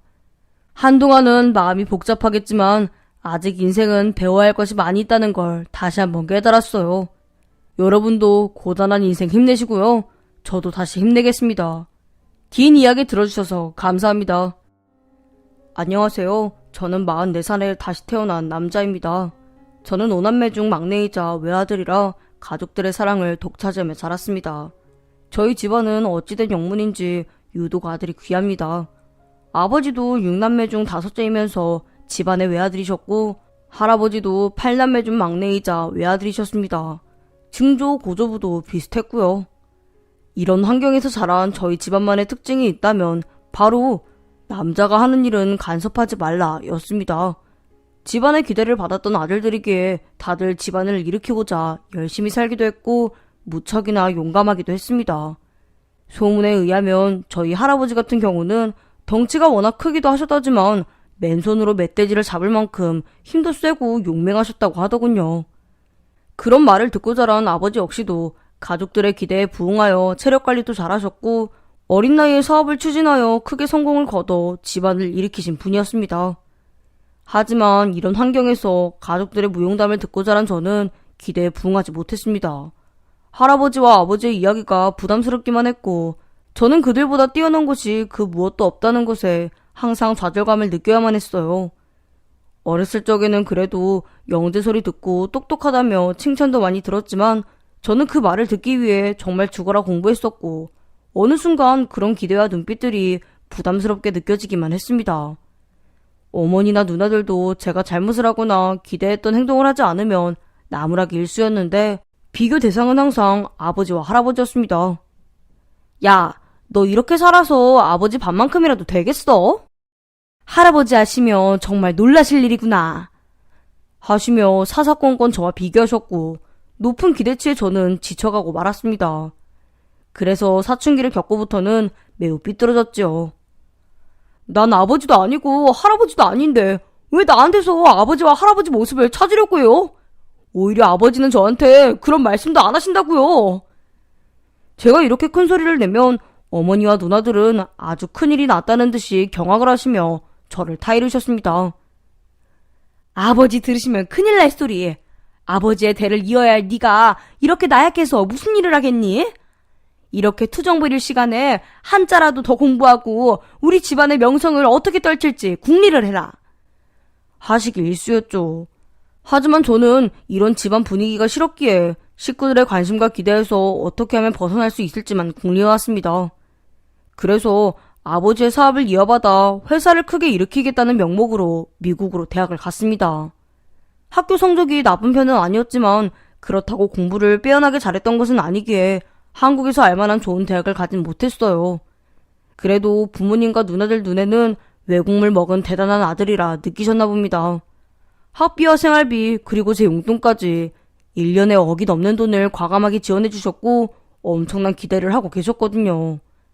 하지만 저는 식구들에게 했던 말과는 달리 오로지 집안에서 벗어나고자 하는 마음으로 온 것이어서 공부를 제대로 할 생각도 없었고 영어로 하는 수업에 적응할 수도 없었습니다. 아니, 적응할 수 없었다기보다는 적응할 필요를 느끼지 않았었죠. 그래서 한 2년은 영어나 배워서 예쁜 여자애들이랑 데이트나 해보자고 생각했고 수업보다는 수업 외의 생활에 더 관심이 많았습니다. 그러니 당연히 성적은 엉망이었죠. 그런데도 아버지께서는 저에게 용기를 잃지 말라고 해주셨고 저는 낙담하는 목소리로 알겠다고 얘기하고는 전화를 끊자마자 술판을 벌이는 등의 이중적인 생활을 해왔습니다. 저는 외국에 가서 소위 나쁜 친구들이라 불리는 무리들, 그러니까 저같이 겉멋에 취해 있고 집안의 잔소리를 피해 생각 없이 도피 유학을 온 아이들과 어울렸고 3학년이 되자마자 그곳 친구들과 새로운 세계에 눈뜨게 되었습니다. 바로 도박이라는 것이었죠. 영화 속에만 등장할 것 같던 라스베가스에 가서 돈을 탕진하기 일쑤였고 저는 마치 들판을 달리는 야생마처럼 아무도 막을 수가 없었어요. 그렇게 살다가 결국 저는 3학년 때 제적을 당했습니다. 저는 군입대를 핑계로 한국으로 돌아왔고 집안이 그리웠다며 외국 대학에서의 생활은 더 이상 하지 않겠다고 했습니다. 식구들은 안 그래도 걱정이 많았다면서 오히려 저를 반겨주었고 저는 제대하자마자 한국에 있는 대학에 입학을 했습니다. 거기서도 좋은 성적은 아니었지만 그래도 제적을 당할 만큼은 아니니 간신히 졸업을 할 수 있었네요. 그리고 첫 직장으로 아버지가 운영하시는 자동차 부품 제조회사로 들어갔습니다. 하지만 저의 방탕한 생활은 계속되었죠. 어차피 저를 모르는 직원이 없으니 저는 회사 직원들을 제 부하처럼 대했고 격리를 꼬드겨 가부를 해달라고 하기 일쑤였습니다. 그리고 그 돈은 고스란히 노름판으로 가게 되었어요. 아버지는 제가 가부를 한다는 사실을 알고 계셨지만 그래도 믿어주셨고 오히려 어머니에게 막내 나무라지 말고 지켜봐주라고 신신당부를 하셨습니다. 아버지는 아마 제가 때가 되면 철이 들 거라고 생각하신 모양이었네요. 하지만 저는 그 당시 망난이었기 때문에 아버지의 그런 기대를 과감히 무너뜨리자고 다짐이라도 한 듯 더욱 대범하게 일을 벌였습니다. 거래처에서 받은 돈을 중간에 빼돌려 제 도박 자금으로 쓰기도 했고, 도박에서 돈을 탕진하고 정신을 못 차리던 저는 회사에 새로운 시설 투자를 하겠다는 명목하에 아버지 이름으로 회사채를 끌어다 쓰기도 했어요. 그러다 결국 회사는 빚더미에 몰려 파산을 하게 되었고, 가족들 모두 길거리에 나앉게 되었습니다. 이렇게까지 만들 생각은 아니었는데 손 쓸 수 없이 커진 상황에 저는 당황스럽기만 하더군요. 하지만 그 무엇보다 놀랐던 건 처음으로 아버지에게 듣게 된 질책이었습니다. 그렇게 흐느끼는 아버지와 가족들을 뒤로한 채 저는 철없이 집을 뛰쳐나왔습니다. 그래도 잠깐 철이 들었는지 회사 빚을 갚고 다시 일으켜 세워야겠다는 생각이 들더군요. 대학까지 나왔는데 뭔들 못하겠냐는 생각에 처음으로 남 밑에서 일도 해보았습니다. 다른 회사에 입사를 한 것이지요. 제가 전혀 알지 못하는 분야, 아무런 인맥도 없는 곳, 그런 곳에서 일하면서 푼돈이라도 벌어 빚을 갚아야겠다고 다짐했습니다. 하지만 마음처럼 쉽지는 않았어요. 어떻게 알았는지 제 말을 믿고 투자를 했던 거래처 사장님들이 저를 찾아와 남은 빚을 청산하라고 멱살을 잡더군요. 이 자식, 내가 네 말을 믿고 우리 회사 직원들 월급도 밀려가며 투자한 돈인데 감히 네가 거짓말을 해? 네 아버지 얼굴에 똥칠을 하고도 네가 잘 살 수 있을 것 같았어? 네 아버지는 널 용서한다고 해도 난 절대로 용서 못해. 알아 임마? 이렇게 자리를 잡고 마음을 다지려 해도 돈 갚으라고 찾아오는 사람들로 인해 저는 도망치듯 또 회사를 옮겼습니다. 살 곳을 마련할 돈도 없었으니 기숙사가 딸린 회사들로 지원하곤 했었는데 제가 돈을 갚지 못하니 자꾸 찾아오셔서 더는 갈 회사도 없더군요. 나중에는 이런 제 특성을 알았는지 기숙사 딸린 회사에 먼저 전화를 해서는 어느 회사에서 온 누구는 뽑지 말아라 라는 연락까지 하곤 했다네요. 면접을 보러 갔더니 담당자가 그렇게 말하더군요. 그렇게 궁금해하던 찰나에 제가 이 회사에 지원했고 어떤 사람인지 얼굴이나 보겠다고 저를 불렀다네요. 그 말을 듣고 이 회사도 안 되려나 보다 하는 생각으로 돌아서려니 담당자가 그러더군요. 나쁘지 않은 사람이란 걸 보여줄 수 있겠냐고. 저는 무척이나 감동했습니다. 정말 최선을 다하겠다고, 정말 감사하다고 몇 번이나 고개 숙여 인사드렸죠. 그 후로 몇 년 동안은 정말 저도 사람이 된 것처럼 열심히 일했고 저도 달라졌다는 생각이 들었습니다. 그런데 사람은 역시 쉽게 바뀌지 않더군요. 제가 착실하게 빚도 갚고 있다는 사실이 뿌듯하기도 하고 이제 조금 살만하니까 이렇게 열심히 참았는데 나에게도 대박의 기회가 한 번은 오지 않을까 하는 마음이 들었고 마지막으로 딱 한 번만 하고 영원히 도박을 끊기로 결심한 겁니다. 그래서 저를 믿고 지지해주신 사장님께 부모님 병원비가 급히 필요하다고 속이고 도박장으로 향했습니다. 그런데 시작한 지 얼마 지나지 않아 허무하게 날려버렸고 저는 빈털터리가 되었습니다. 인정하고 싶지 않았기에 소리를 지르며 난동을 피웠어요. 그런 저에게 조폭 같은 사람들이 몰려와서 조용히 하라고 겁을 줬지만 저는 이미 눈이 뒤집혀서 악을 쓰며 덤볐네요. 하지만 그 조폭들 무리에게 저 한 사람은 껌이었습니다. 그렇게 돈도 다 잃고 몸도 다치고 이런 몰골로는 회사에 돌아갈 수가 없었어요. 그래서 그날 새벽 간단한 메모를 남기고 짐이랄 것도 없었지만 기숙사에서 제 물건들을 챙겨 나왔습니다. 그날 이후로는 더 이상 살기가 싫었습니다. 그 무엇도 하고 싶지가 않았어요. 그래서 저는 길에서 노숙을 하기 시작했습니다. 처음엔 바닥이 불편하고 춥고 시리고 힘들었으나 죗값을 받는다 생각하니 마음은 편하더군요. 이렇게 길거리에서 쉬다가 다시 마음을 잡고 뭐라도 해야지 하고 생각했는데 그냥 가벼운 상처가 아니었는지 팔다리가 덜덜 떨리고 나중엔 다리까지 절게 되었습니다. 지금까지 살면서 이보다 더 바닥은 없었습니다. 길거리에서 지내는 하루는 평소에 제가 살던 하루와는 사뭇 달랐습니다. 작고 사소한 곳에도 예민해지는 순간들이 많았고 스스로 나약하고 어리석었다는 것을 몸소 깨달을 수 있었던 생활이었습니다. 그동안 제가 지나온 삶들이 다 꿈만 같았네요. 회장님의 아들로, 집안의 귀한 외아들로, 남들은 꿈에 그릴 듯한 화려한 삶을 살면서도 정작 저는 제 스스로가 그런 삶을 누릴 자격이 있는 사람처럼 행동했고, 그런 제 마음대로인 삶이 영원할 줄로만 알았던 제 자신이 참 한심스러웠습니다. 길거리에서 사람들을 바라보고 있자니 아주 오랜만에 가족들이 보고 싶더군요. 그런 생각에 가끔은 정말 하염없이 눈물이 나기도 했습니다. 젊었을 적 호랑이 같던 우리 할아버지는 잘 계신지, 우리 집은 어떻게 되었는지, 집은 구해졌는지, 삶은 나아졌는지, 아버지는 어디서 어떻게 계실지. 갑자기 온갖 것들이 다 떠오르고 걱정이 밀려올 때면 정말 미칠 것 같기도 했습니다. 그래서 지나가는 사람들에게 구걸을 하기도 했네요. 아저씨, 미안한데 나 소주 한 병만 사게 돈 좀 줄 수 없을까요? 이 말을 하며 돈을 꾸려고 했습니다. 그런데 요즘 사람들은 귀에 이어폰을 꽂고 핸드폰만 들여다보고 있으니 제 말은 듣지도 않더군요. 그렇게 맨정신에 한참을 괴로워하고 있었더니 맞은편에 계셨던 저와 같은 신세인 노숙자 형님이 말을 걸어오셨습니다. 내가 원래 이 자리야. 이런데도 다 자리가 있고 구역이 있는 거야. 아무 데서 다 자리 깔고 있다고 네 것이 되는 게 아니야. 여기도 여기만의 법칙이 있어. 젊은이는 이 생활이 얼마 안 된 것 같으니까 내가 말을 안 한 거야. 너무 모르는 것 같아서.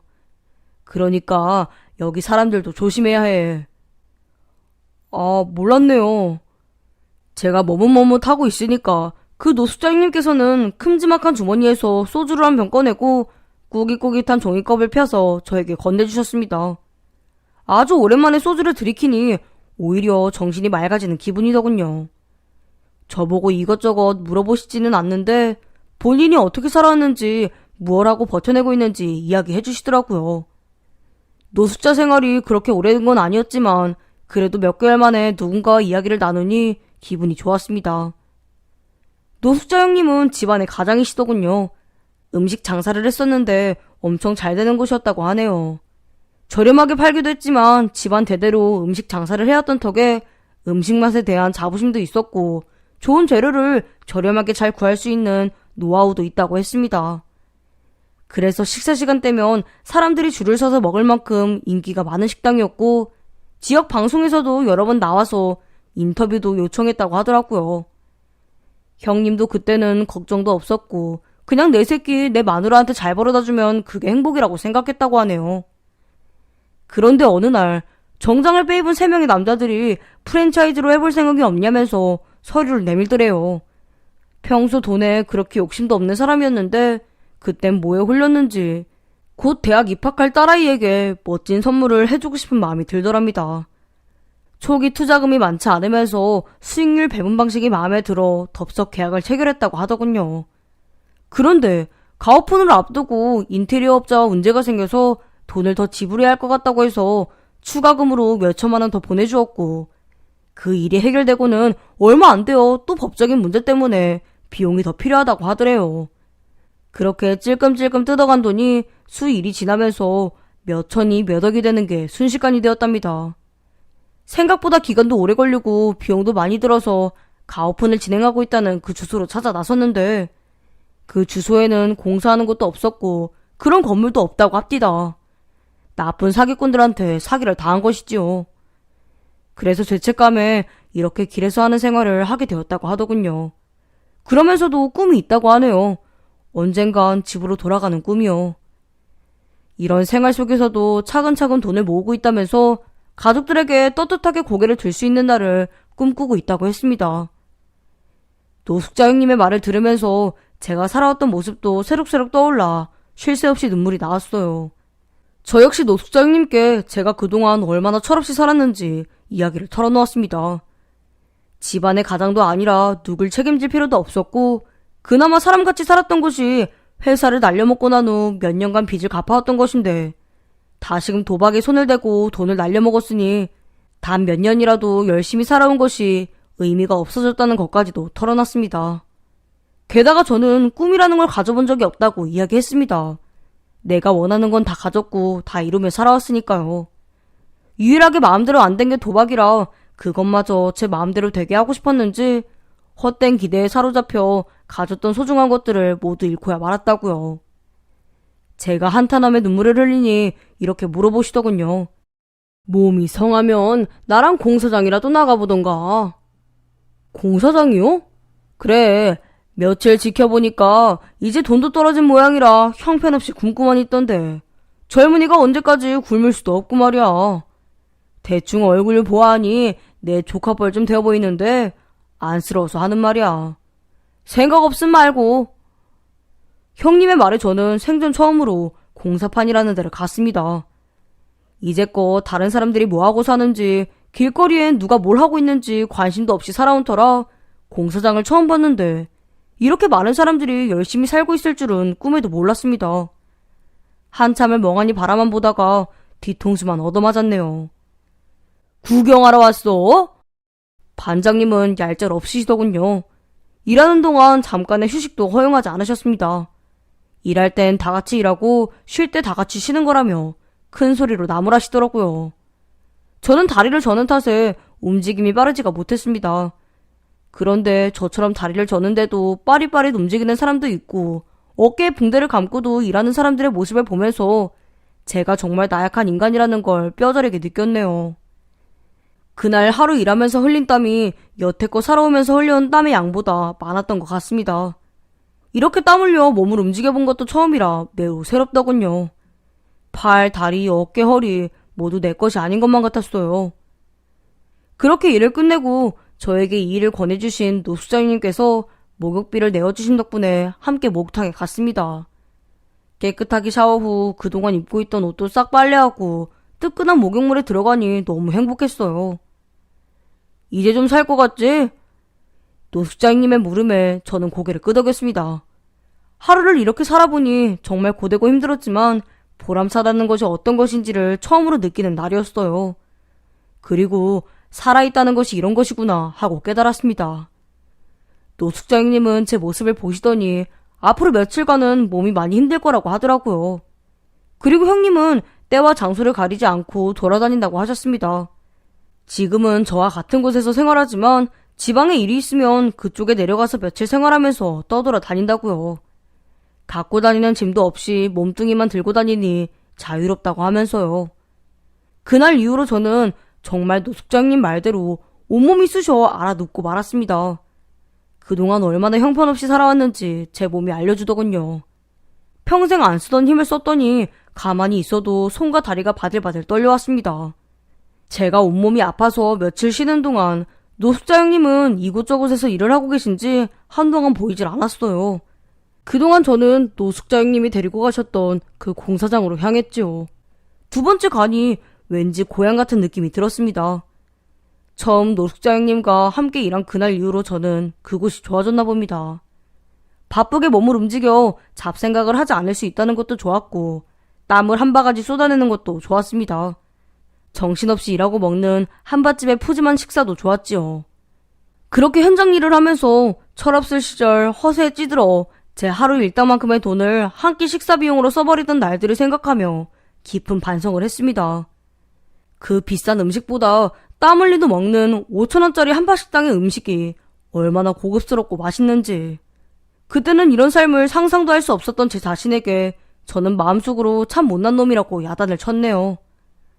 그렇게 땀 흘려 번 일당은 차마 함부로 쓸 수가 없더군요. 저는 돈을 아껴야겠다고 생각했습니다. 그래서 일이 없는 날에는 길바닥에서 종일 누워 있었어요. 움직이면 배가 고프니까요. 가만히 에너지를 비축해야 한다고 생각했고 많이 배가 고프면 과자 한 봉지를 사 며칠을 두고 먹으며 굶주린 배를 움켜쥐곤 했습니다. 어느 날은 신문지를 머리끝까지 덮고 자고 있는데 바스락거리는 소리가 들리더군요. 살짝 들여다보니 캄캄한 밤인데 누가 제 곁을 스쳐 지나간 듯한 느낌이 들었습니다. 좀 의아했지만 다시 잠을 청하기 위해 신문지를 다시 머리끝까지 올렸습니다. 그런데 또다시 바스락거리는 소리가 들렸네요. 뭐지 하고 보니 제 신문지 위에 누가 까만 비닐봉지를 두고 갔더군요. 벌떡 일어나 주변을 둘러보았는데 이미 가가 없었습니다. 비닐봉지 안을 확인해보니 따뜻한 두유와 함께 빵 몇 개와 김밥들이 담겨 있었어요. 혹시 노숙자님이 죽어 가셨나? 고마운 마음이 들기도 했지만 얼떨떨한 기분이 더 컸습니다. 일단 배고픈 마음에 김밥부터 우걱우걱 집어먹었네요. 따뜻한 두유 한 모금을 넘기니 쑥 넘어가는 게 기분이 참 좋았습니다. 그런데 그날 밤 이후로 제가 신문을 덮고 자기만 하면 제 자리엔 매일 따뜻한 두유와 김밥, 그리고 10,000원짜리 몇 장 이렇게 두고 가는 사람이 있었습니다. 깨어있을 때 오는 경우는 없었고 마치 제가 자고 있는 걸 확인이라도 하고 오는 것처럼 건네주는 시간도 매번 다르더군요. 저는 저에게 봉지를 건네는 사람을 알아내기 위해 자는 척을 하면서 온 신경을 집중하며 기다렸습니다. 그런데 저에게 봉지를 건네는 사람은 항상 다른 사람이었어요. 그 덕에 좀처럼 감을 잡을 수가 없어서 알아낼 때까지 뜬 눈으로 밤을 지샐 마냥 잠을 자지 않고 기다렸습니다. 그리고 그날도 어떤 사람이 봉지를 들고 다가왔어요. 저는 제 옆에 봉지를 놓는 순간 바로 신문을 걷었고 청년은 깜짝 놀라 뒤로 자빠지더군요. 대체 누구시죠? 제 행동과 물음에 깜짝 놀란 청년은 겁에 질려 말했습니다. 전 그냥 지금 심부름하는 거예요. 이렇게 갖다 드리라고 했어요. 누가요? 그건 저희도 몰라요. 전 그냥 아르바이트 하는 거예요. 저는 청년을 추궁했고 그 청년은 한참을 망설이다가 입을 열었습니다. 저쪽 코너에서 이걸 주시면 전 그냥 여기로 가져다 드리는 것 뿐이에요. 저는 재빨리 코너를 돌아 골목길로 들어갔고 빠른 걸음으로 걸어가고 있는 노인의 뒷모습을 발견했습니다. 그리고 저는 노인을 큰 소리로 불렀어요. 제 목소리를 듣고 노인은 뒤도 돌아보지 않고 달리시더군요. 저는 다리를 저느라 빨리 뛰는 건 힘들었지만 다행히 얼마 못 가 지쳐버린 그 노인을 잡을 수 있었습니다. 도대체 저한테 왜 이런 걸 주시는 겁니까? 제 물음에 노인은 대답 없이 흐느끼기 시작했어요. 어두운 골목에서도 마스크를 쓰고 있는 노인의 눈을 보니 세상에, 저를 이렇게 몰래 챙겨주셨던 분은 바로 저희 아버지였습니다. 저는 아버지의 모습을 확인하자마자 바닥에 바로 무릎을 꿇었고 아버지는 저를 이렇게 세워주고 제 옷을 털어주시며 말씀하셨습니다. 자존심이 강한 네가 혹시나 엇나갈까봐 실종신고도 못하고 그동안 널 찾아 헤매고 기다렸다. 다 용서해 줄 테니 돌아오거라. 그리고 이 아버지 역시 용서해다오. 아버지가 무슨 잘못이 있으시다고 용서라니요. 제가 잘못했습니다, 아버지. 그런데 전 돌아갈 수가 없어요. 제가 어떻게 염치 없이 집에 들어갑니까? 저는 못 갑니다, 아버지. 온 식구가 사는 게 아니란다. 할아버지가 많이 편찮으셔. 가서 널 보여드려야 기운을 차리실 것 같구나. 얼른 들어가자꾸나 아들아. 저는 아버지의 타이름에 그렇게 그날 새벽 집으로 들어갔습니다. 제가 돌아왔다는 소식에 집안 식구들은 자다 말고 일어나서 얼싸안고 울었어요. 짧다면 짧고 길다면 긴 10여 년 동안의 오랜 방학 끝에 집으로 돌아왔네요. 그동안 많이 노쇠하신 부모님과 할아버지의 얼굴을 뵈니 가슴이 미어졌지만 전 이제 다시 태어났으니 앞으로는 정말 뭐든 잘 해낼 자신이 생겼습니다. 그 후 집에서 안정을 되찾고 저는 아버지께서 저를 어떻게 찾게 되신 건지 방법을 물었어요. 그리고 아버지의 생각지도 못한 대답에 정말 깜짝 놀랐습니다. 어떤 노숙자분께서 나한테 전화를 주셨어. 그 노숙자는 바로 저를 도와주셨던 그 노숙자 형님이었습니다. 제가 하는 말을 듣고 아버지가 운영하셨던 회사 사람을 수소문했고 어렵사리에 아버지의 연락처를 얻으셨다면서 저의 위치를 알려주셨다고 합니다. 그리고 어떠한 대가도 바라지 않으셨다네요. 아버지의 말을 듣고 저는 아버지께 부탁을 드렸습니다. 그분을 도와드리고 싶다고요. 아버지께서는 선뜻 허락해 주셨고 전 그 노숙자 형님을 찾아다녔습니다. 그리고 어렵지 않게 노숙자 형님을 찾은 후에는 형님께 말씀드렸죠. 형님께서 절 도와주신 은혜를 갚고 싶은데 저에게 기회를 주셨으면 합니다. 아버지가 새롭게 운영하는 회사에 구내식당을 만들기로 했으니 그 회사의 식당을 맡아주실 수 있으실런지요. 노숙자님께서는 제 말을 듣고 절 부둥켜 안으시며 꺼이꺼이 우셨습니다. 그 모습에 저도 덩달아 눈물이 쏟아져 펑펑 울었고요. 저는 요즘 재활치료를 받으며 다리도 회복해 나가고 있고 그동안 소홀히 했던 공부도 다시 하고 있습니다. 아버지께서 다시 한번 저에게 자리를 마련해 주신 만큼 저는 정말 열심히 새로 태어난 마음으로 살고 있어요. 저는 제가 집으로 들어올 수 있게 도와주셨던 노숙자 형님께도 저 역시 같은 방법으로 사모님께 연락해서 두 분을 다시 만날 수 있게 해드렸고 다시 가정으로 돌아갈 수 있도록 도와드렸습니다. 저희 회사는 요새 점심시간에 방송실에서 사연을 틀어놓고 다 같이 쉬는 터라 이렇게 용기 내서 사연 보내봅니다.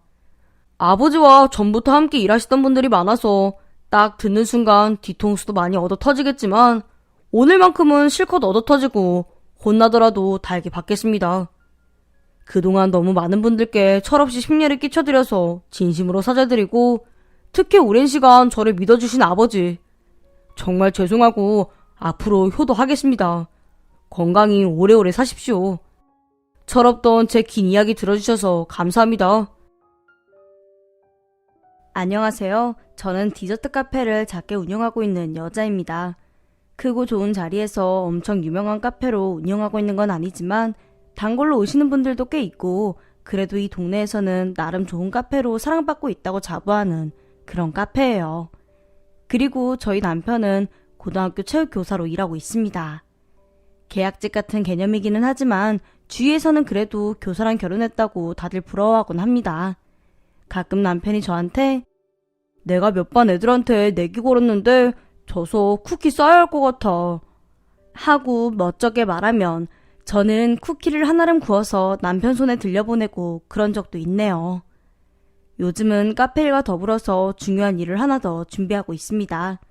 그건 바로 결혼식 피로연에 쓸 쿠키와 케이크 그리고 디저트를 준비하는 건데요. 이 결혼식은 제게 아주 중요한 결혼식이라서 잠이고 밥이고 모두 줄여가면서 열심히 준비하고 있어요. 이 결혼식의 신부는 다름 아닌 제 시어머니십니다. 예, 이 나이 돼서 무슨 남사스럽게 결혼식이야. 주위에서 다들 흉본다. 다 늙어서 드레스가 웬 말이니? 어머님, 그게 무슨 말씀이세요? 어머님 나이 많으신 게 뭐 어때서요? 나이 많다고 쳐요. 나이 많다고 어머님이 남자 되시는 거 아니잖아요. 당연히 드레스 입으실 수 있죠. 그래도 너랑 성현이 고생시키기 싫어. 나는 지금에서야 짝 찾은 걸로 만족해. 안 돼요, 어머님. 자꾸 이러시면 저 진짜 속상해요. 이렇게 저와 남편이 합세해서 결혼식을 추진해가고 있습니다.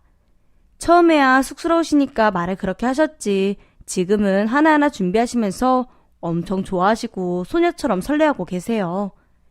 큰 결혼식이 아니고 가족들 그리고 정말 친한 제 친구들이나 남편 친구들만 초대해서 작은 야외 식당 빌려서 올리는 결혼식이거든요. 그래서 준비할 게 많지도 않은데 엄청 신나고 계시네요. 그런 모습을 보면 지금까지 어머니께서 살아오신 세월이나 고생하신 과거가 겹쳐 떠올라서 저도 남편도 마음이 짠해집니다. 한평생을 선한 마음 가지고 남편 키우시면서 고생은 다 하신 분이거든요. 남편은 저에게 먼저 엄마 결혼식 올려드리자고 해서 고마워.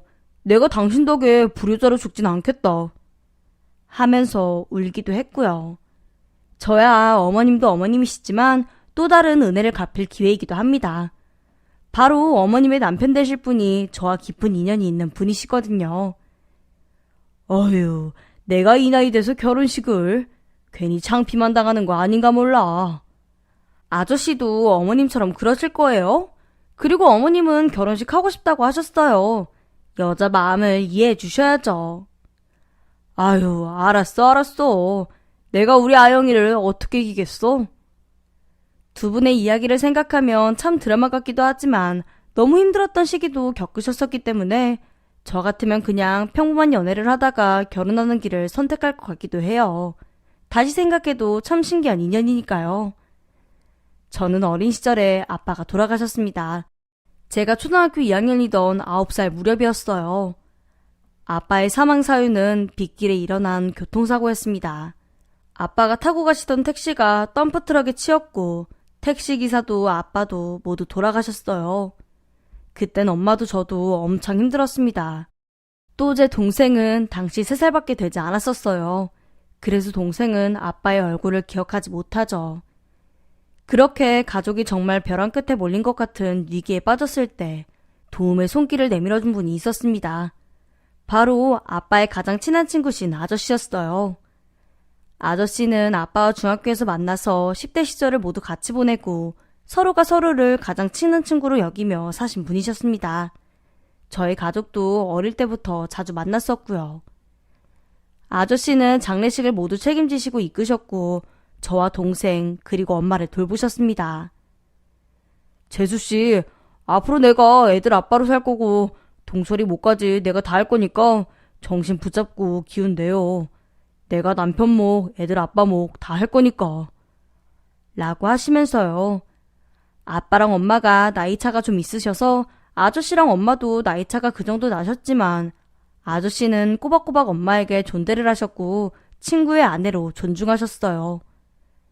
나는 어차피 만나는 사람도 없고 앞으로 결혼 생각도 없어요. 애들 아빠 노릇해도 아쉬울 거 하나 없으니까 아무 걱정 말아요. 아저씨는 정말 말씀하셨던 대로 저희 가족에게 아빠가 되어주셨고 과부가 된 엄마의 남편 노릇을 해주셨습니다. 같이 살지만 않았을 뿐이었죠. 학교 운동회나 졸업식과 발표회에 아빠가 필요한 모든 순간에는 아저씨가 계셨습니다. 저는 당시 아빠와의 추억이 너무 많아서 아빠가 돌아가시고 나서 많이 힘들었어요. 아빠가 더 이상 세상에 그리고 제 곁에 없다는 걸 인정하고 싶지도 않았고 아저씨가 아빠의 자리를 차지할 수 있을 거라고 생각하지도 않았죠. 그러나 아저씨는 아영이 마음 다 알아. 아영이가 아빠 보고 싶어 하는 만큼 아저씨도 아영이 아빠가 보고 싶어. 그래도 아저씨는 아영이 아빠랑 가장 친한 친구였고 앞으로 아영이랑 준영이랑 아영이 엄마를 영원히 지켜줄 거고 보살펴줄 거야. 그러니까 아영이는 얼마든지 아저씨한테 기대도 되고 아빠가 보고 싶으면 보고 싶다고 말해도 돼. 라고 하시며 제 곁을 지켜주셨습니다. 그렇게 아빠는 돌아가셨지만 저희 남매와 엄마는 아저씨의 보살핌을 받으면서 잘 살았습니다. 엄마도 아저씨를 남자와 여자가 아닌 정말 사람 대 사람으로 아빠의 친구로서 존중하셨고 절친의 아이들인 저희를 돌보시겠다는 그 마음을 이해해 주셨어요.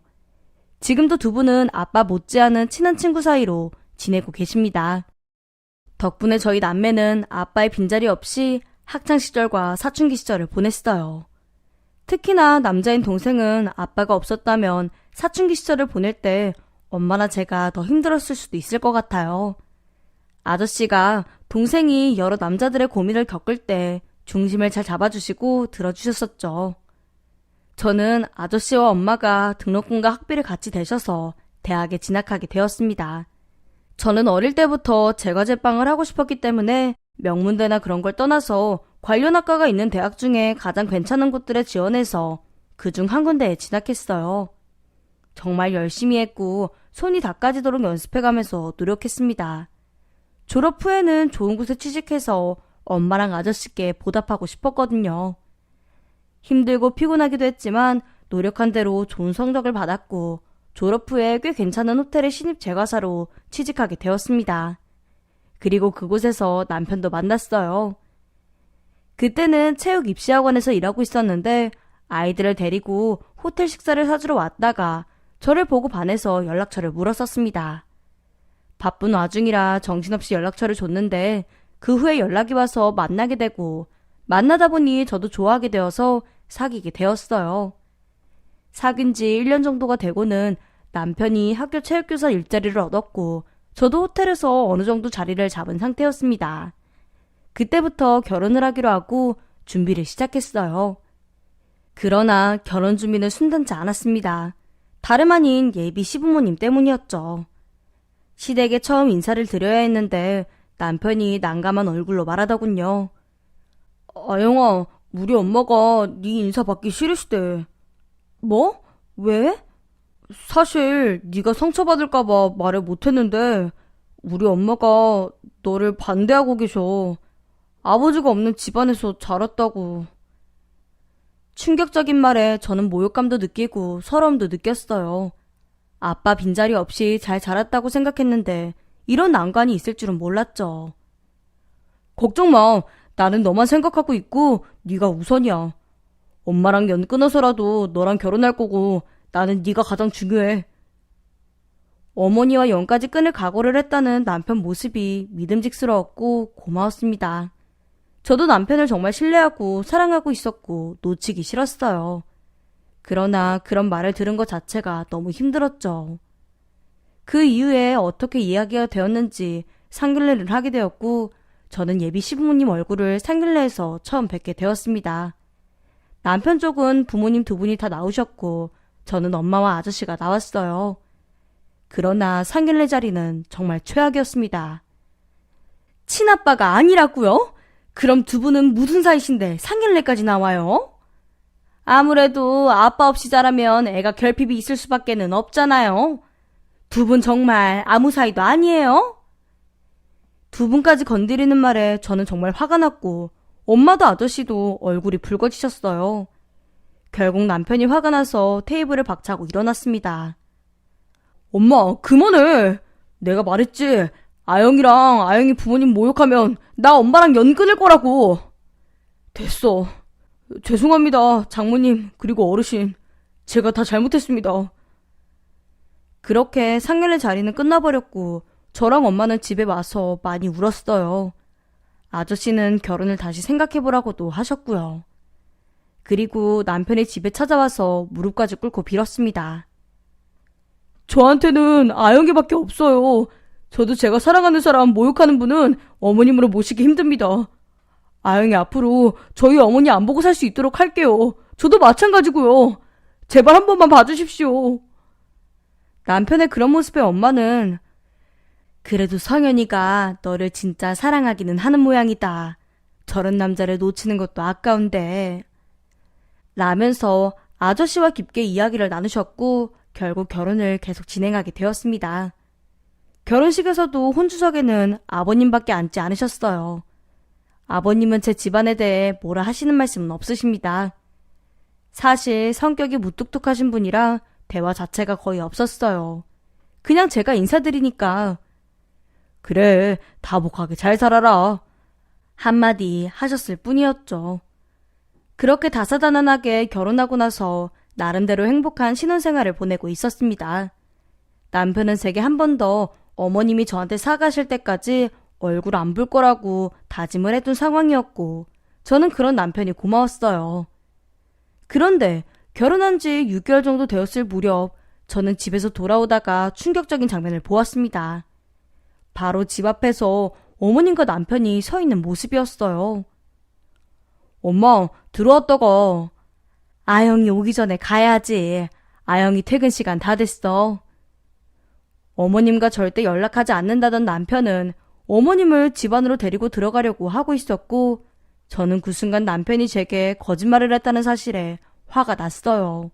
그래서 그 자리에서 남편을 소리쳐 불렀죠. 그리고 남편은 제 목소리에 깜짝 놀랐습니다. 아영아! 어머머, 이걸 어떡해? 미안하다, 미안해. 내가 얼른 갔어야지. 어머님은 종종 걸음을 치면서 자리에서 벗어나셨어요. 늘 그렇듯이 제 눈도 제대로 보시지 않고요.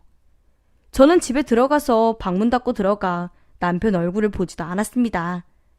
남편은 계속 밖에서 제발 자기 얘기 좀 들어달라고 사정을 했지만 저는 남편이 절 속였다는 생각에 화가 풀리지 않았어요. 결국 남편은 지쳤는지 방문 앞에 서서 자기 혼자 이야기를 시작했습니다. 처음에는 무시하려고 했는데 어느 순간부터 귀가 쫑긋 서더라고요. 아영아, 미안해. 오빠가 너한테 거짓말한 거 다 맞아. 그런데 네가 생각하는 그런 거짓말이 아니야. 우리 엄마 사실 결혼 반대 안 했어. 오히려 네 사진 보고 너무 예쁘다고, 너무 예쁜데 힘들게 살았을 거라고 눈물까지 보이셨었어. 오빠가 부끄러운 이야기지만 너한테 고백할게. 사실 우리 아버지가 사람이 좋은 분이 아니셔. 어릴 때부터 우리 엄마는 시부모님 모시면서 온갖 시집살이 다 당하시면서 사셨고 아버진 그런 엄마를 신경도 쓰지 않았어. 돈 벌어다 주니까 아무 말 말아라 이런 식이셨고 술 좋아하시고 도박도 가끔 하시고 엄마를 아내로서 전혀 존중하지 않았어. 그리고 사실 지금 엄마가 친할머니를 모시고 계셔. 치매 환자시고 엄마를 죽어라 시집살이 시키셨던 분이야. 엄마는 네가 며느리로 들어오면 너한테 간병의 의무를 지우게 될까봐 결혼 전에 미리 나한테 말씀하셨어. 우리가 말을 맞춰서 내가 당신이랑 연을 끊은 척하고 아영이 너는 시댁에 발도 들이지 못하게 해야 한다고 말이야. 나도 망설였는데 엄마 의지가 워낙 강하셔서. 어느새 저는 방문을 열고 나왔어요. 그리고 남편의 얼굴은 눈물 범벅이 되어 있었습니다. 남편이 그렇게 우는 건 정말 처음 봤어요. 그게 정말이야? 제 물음에 남편은 울면서 고개를 끄덕였습니다. 저는 그 다음날 퇴근길에 집으로 가지 않고 시댁으로 향했어요. 떨리는 마음으로 초인종을 누르자 어머님이 나오셨죠. 어머님은 저를 보자 화들짝 놀라시더니 할 말 없다 라며 문을 닫으려고 하셨습니다. 어머니, 오빠가 다 얘기해줬어요. 어머님이 일부러 그러신 거라면서요. 다 연기라면서요. 왜 그러신 거예요? 저 때문에 어머님은 괜히 우리 가족들한테도 욕먹으시고. 제가 울기 시작하자 어머님은 현관문을 열고 나오셔서 저를 꼭 안아주셨습니다. 아버지 없이 엄마 동생 데리고 힘들게 산 너한테 어떻게 이런 시집을 보여주겠니? 나는 젊은 나이에 시집 와서 평생을 하녀처럼 시집살이를 했다. 그래서 성현이 색시한테는 절대 그러지 말아야지 했어. 그런데 어쩌겠니? 성현이 할머니 되시는 양반이 날 그렇게 괴롭히더니 치매까지 심하게 오셔서. 사실 지금도 오늘 내일 하신다. 한번 난리 피우시면 정말 집안이 뒤집어져. 어떻게 고운 너한테 그런 걸 보여주겠니? 성현이 아빠도 우리가 짠 거 모른다.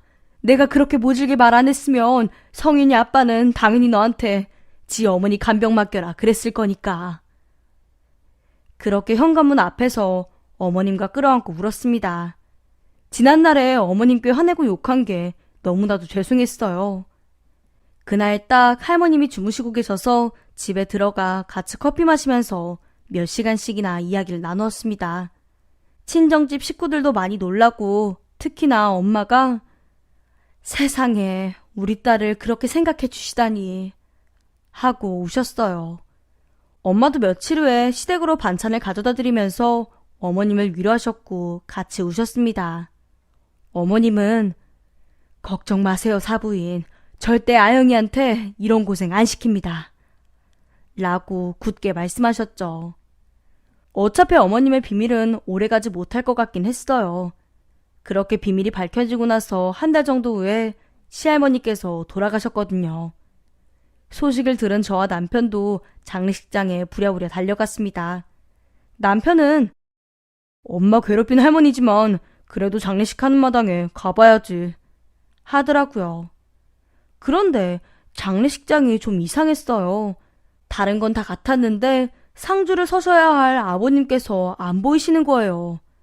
어머님께서만 상복을 입고 빈소를 지키고 계셨습니다.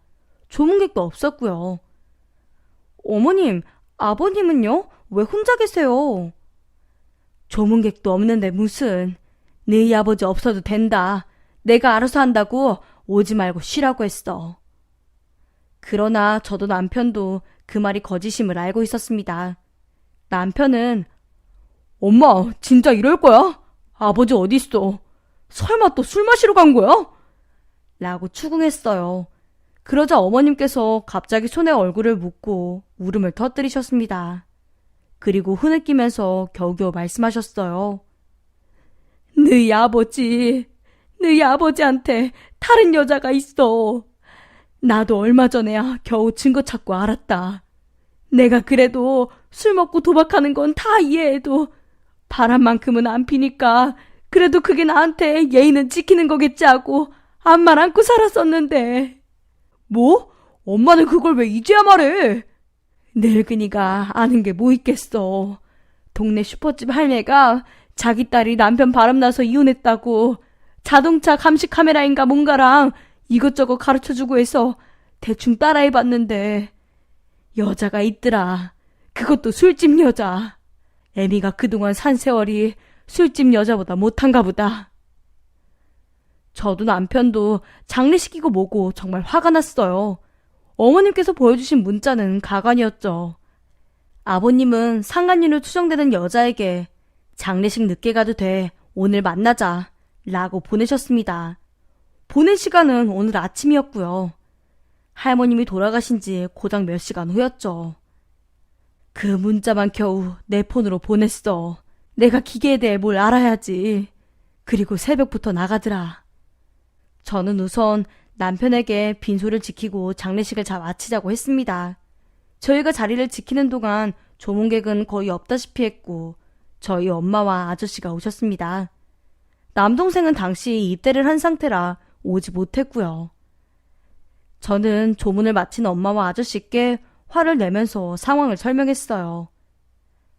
장례식 끝나면 바로 어머님 설득해서 이혼시켜드릴 거야. 오빠도 동의했어. 그럼 그 블랙박스 기록은 다 있는 거냐? 네, 근데 어머님이 아무래도 잘 모르시니까 최근 것만 있으시대요. 장난 아니에요. 차 안에서 별의별 짓 다 하고. 법원에 다 제출할 거예요. 제 말을 들으신 아저씨는 그냥 고개만 끄덕이셨습니다. 그리고 두 분은 귀가하시고 저와 남편은 어머님 곁에서 3일 내내 장례식을 치르고 안치까지 지켜보았어요. 아버님은 발인날에 오셨다가 발인 끝나고 바로 사라지시더군요. 저희는 모든 일정을 끝내고 말 그대로 뻗었습니다. 안방에 셋이 나란히 누워서 골아 떨어졌는데 몇 시간 뒤 저에게 오는 전화 때문에 셋이 나란히 눈을 떴네요. 여긴 경찰서인데요. 김하영 씨 되시죠? 네, 맞는데요? 네, 지금 좀 와주셔야겠습니다. 여기 김승철 씨 일 때문에요. 깜짝 놀랐습니다. 김승철은 아저씨의 이름이었거든요. 경찰은 와서 설명을 들으라고 하시고 전화를 끊으셨습니다. 저는 남편하고 나갈 채비를 했어요. 그런데 어머님도 가시겠다고 하시더라고요. 혼자 있기 싫으시다고요. 그렇게 셋이 경찰서에 도착해서 아저씨를 찾았습니다. 그런데 놀랍게도 아저씨 얼굴은 상처투성이었어요. 경찰은 아저씨가 누군가를 때렸다고 했습니다. 그 말이 너무 놀라서 대체 누구를 때렸냐고 물어보니까 경찰은 또 다른 상처투성이의 남자를 가리켰습니다. 그리고 그 피해자를 본 저는 정말 시겁했어요. 얼굴이 팅팅 부어서 앉아있는 그 피해자는 바로 아버님이었거든요. 아버님은 저와 남편을 보시고는 니들 잘 왔다. 저놈 당장 깜빵에 쳐넣어! 라고 소리치셨습니다. 저는 아저씨에게 어떻게 된 일이냐고 다시 한번 물으려는데 갑자기 어머님께서 울면서 소리치시더군요. 너는 왜 그래? 왜 그렇게 미련하게 그래? 나 때문에 그런 거지? 예, 누님 때문에 그랬어요. 누님이 어떤 사람인데 아직까지 저런 놈하고 같이 살아요. 저는 이게 무슨 대화인가 싶어 두 분을 멀뚱히 보고만 있었네요. 엉엉 우는 어머님을 두고 아저씨는 한숨을 쉬시며 이야기를 들려주셨어요. 아휴, 아영아, 아저씨가 왜 결혼 안 하고 살았는지 궁금하다고 했었지? 너희 시어머니 때문이야. 너희 시어머니가 아저씨 어릴 적 첫사랑이었다. 한 동네에서 누나 동생 하면서 자랐고 꼭 대학 가서 누나한테 고백해야지 그러고 살았어. 그런데 누나가 갑자기 대학을 그만두고 이사를 가버렸다. 그 당시 누나네 아버지가 실직을 하셔서 집안이 어려워지셨거든. 그 후로 연락이 안 되다가 아저씨가 군대에 있을 때 소식을 들었는데 누나가 결혼을 한다더라. 누가 봐도 돈 때문에 팔려가는 듯하는 결혼인데. 휴가 나가서 누나를 찾아가 결혼하지 말라고 내가 제대할 때까지 기다려달라고 빌었어. 그런데 누나는 거절하고 시집을 가버렸지. 그 후로 아저씨가 결혼 생각을 안 한 거야. 그냥 그땐 그런 마음이었다. 그리고 아저씨는 어머님을 돌아보았어요. 누나가 상견례에서 그런 말들 했을 때도 나는 안 믿었어요. 누나는 그럴 사람 아니니까. 저와 남편은 그런 두 분을 보고 있다가 이내 아버님께 다가가 핸드폰을 들이밀었습니다. 블랙박스 영상, 문자 기록 다 남아있고 변호사 고용해서 이혼소송 진행할 거예요. 아버지한테 위자료도 다 받아낼 거고 다시는 나한테서도 아들 대접 받을 생각 말아요. 성현아, 아버지가 잘못했다. 아버지 돈 없어. 저놈 고소 안 할게. 아버지 돈 없다. 제발 네 엄마는. 돈 이야기가 나오니 아버님도 납작 엎드리시더라고요. 그러나 남편은 매몰차게 돌아섰고 그렇게 저와 남편은 어머님과 아저씨를 모시고 경찰서에서 나왔습니다. 그리고 그 다음 주부터는 남편과 함께 어머님의 이혼 소송을 진행했습니다. 아버님의 외도는 인정되었고 위자료도 꽤 큰 금액이 나왔어요. 아버님이 도박을 하신 것도 있고 어머님을 그간 어떻게 됐는지 남편이 생생하게 증언했거든요. 그제서야 아버님은 때늦은 후회를 하시며 어머니께 잘못을 빌었습니다. 내가 자네한테 정말 잘못했네. 어머니 간병 그렇게 떠넘기고 자네가 그동안 얼마나 내조랑 살림을 잘해줬는데 그거 무시한 것도 잘못했고. 그러자 남편이 기가 막혀하며 그걸 그렇게 잘하면 엄마한테 합의해달라는 말 하면 안 되지. 엄마 아들로서 이야기하는데 절대로 그냥 넘어갈 생각하지 마. 남편은 원래 끝까지 밀어붙이려고 했는데 예상 밖으로 어머님께서는 좀 유하게 하시더라고요. 예, 그래도 성현이 너 낳았잖아. 없는 놈한테서 고름 짜내봐야 뭐가 나오겠니. 너무 강하게 나가지는 마라. 엄마 미쳤어? 지금까지 당하고 산 게 얼만데. 엄마가 그렇게 물러터져서 저 인간이 바람 피운 거야. 걱정 말고 아들만 믿고 있어. 그런데 뜻밖에도 법정에는 아버님이랑 만나던 여자까지 나타났습니다. 나이는 40대 정도였는데 아버님 나이 기준에서 보면 상당히 어린 나이였어요. 그 상간녀는 아버님과도 이야기를 하지 않고 온 듯 했습니다. 나 도와주려고 온 거야? 역시 자기밖에 없어. 여자는 자기처럼 한결같아야지. 그 여자의 등장에 기세 등등해진 아버님은 저와 어머님과 남편을 보고 비웃듯이 웃었어요. 그러나 그 상간녀는 아버님의 뺨을 쫙 때렸습니다. 뭐? 웃겨. 아주 나한테 나이 속인 것도 모자라서 마누라 있는 것까지 거짓말 쳤더라. 뭐 이혼을 해? 자식도 없어? 너 내가 술 따르고 화장하고 웃어준다고 나 만만하게 봤니? 너 말고도 만날 수 있는 사람은 널린 게 내 직업이야. 너 오늘 나 무시한 대가 한번 치러봐. 알고 봤더니 그 상간녀는 아버님에게 속은 거더라고요. 그 여자는 자기도 명예훼손으로 고소할 거라고 길길이 날뛰었습니다.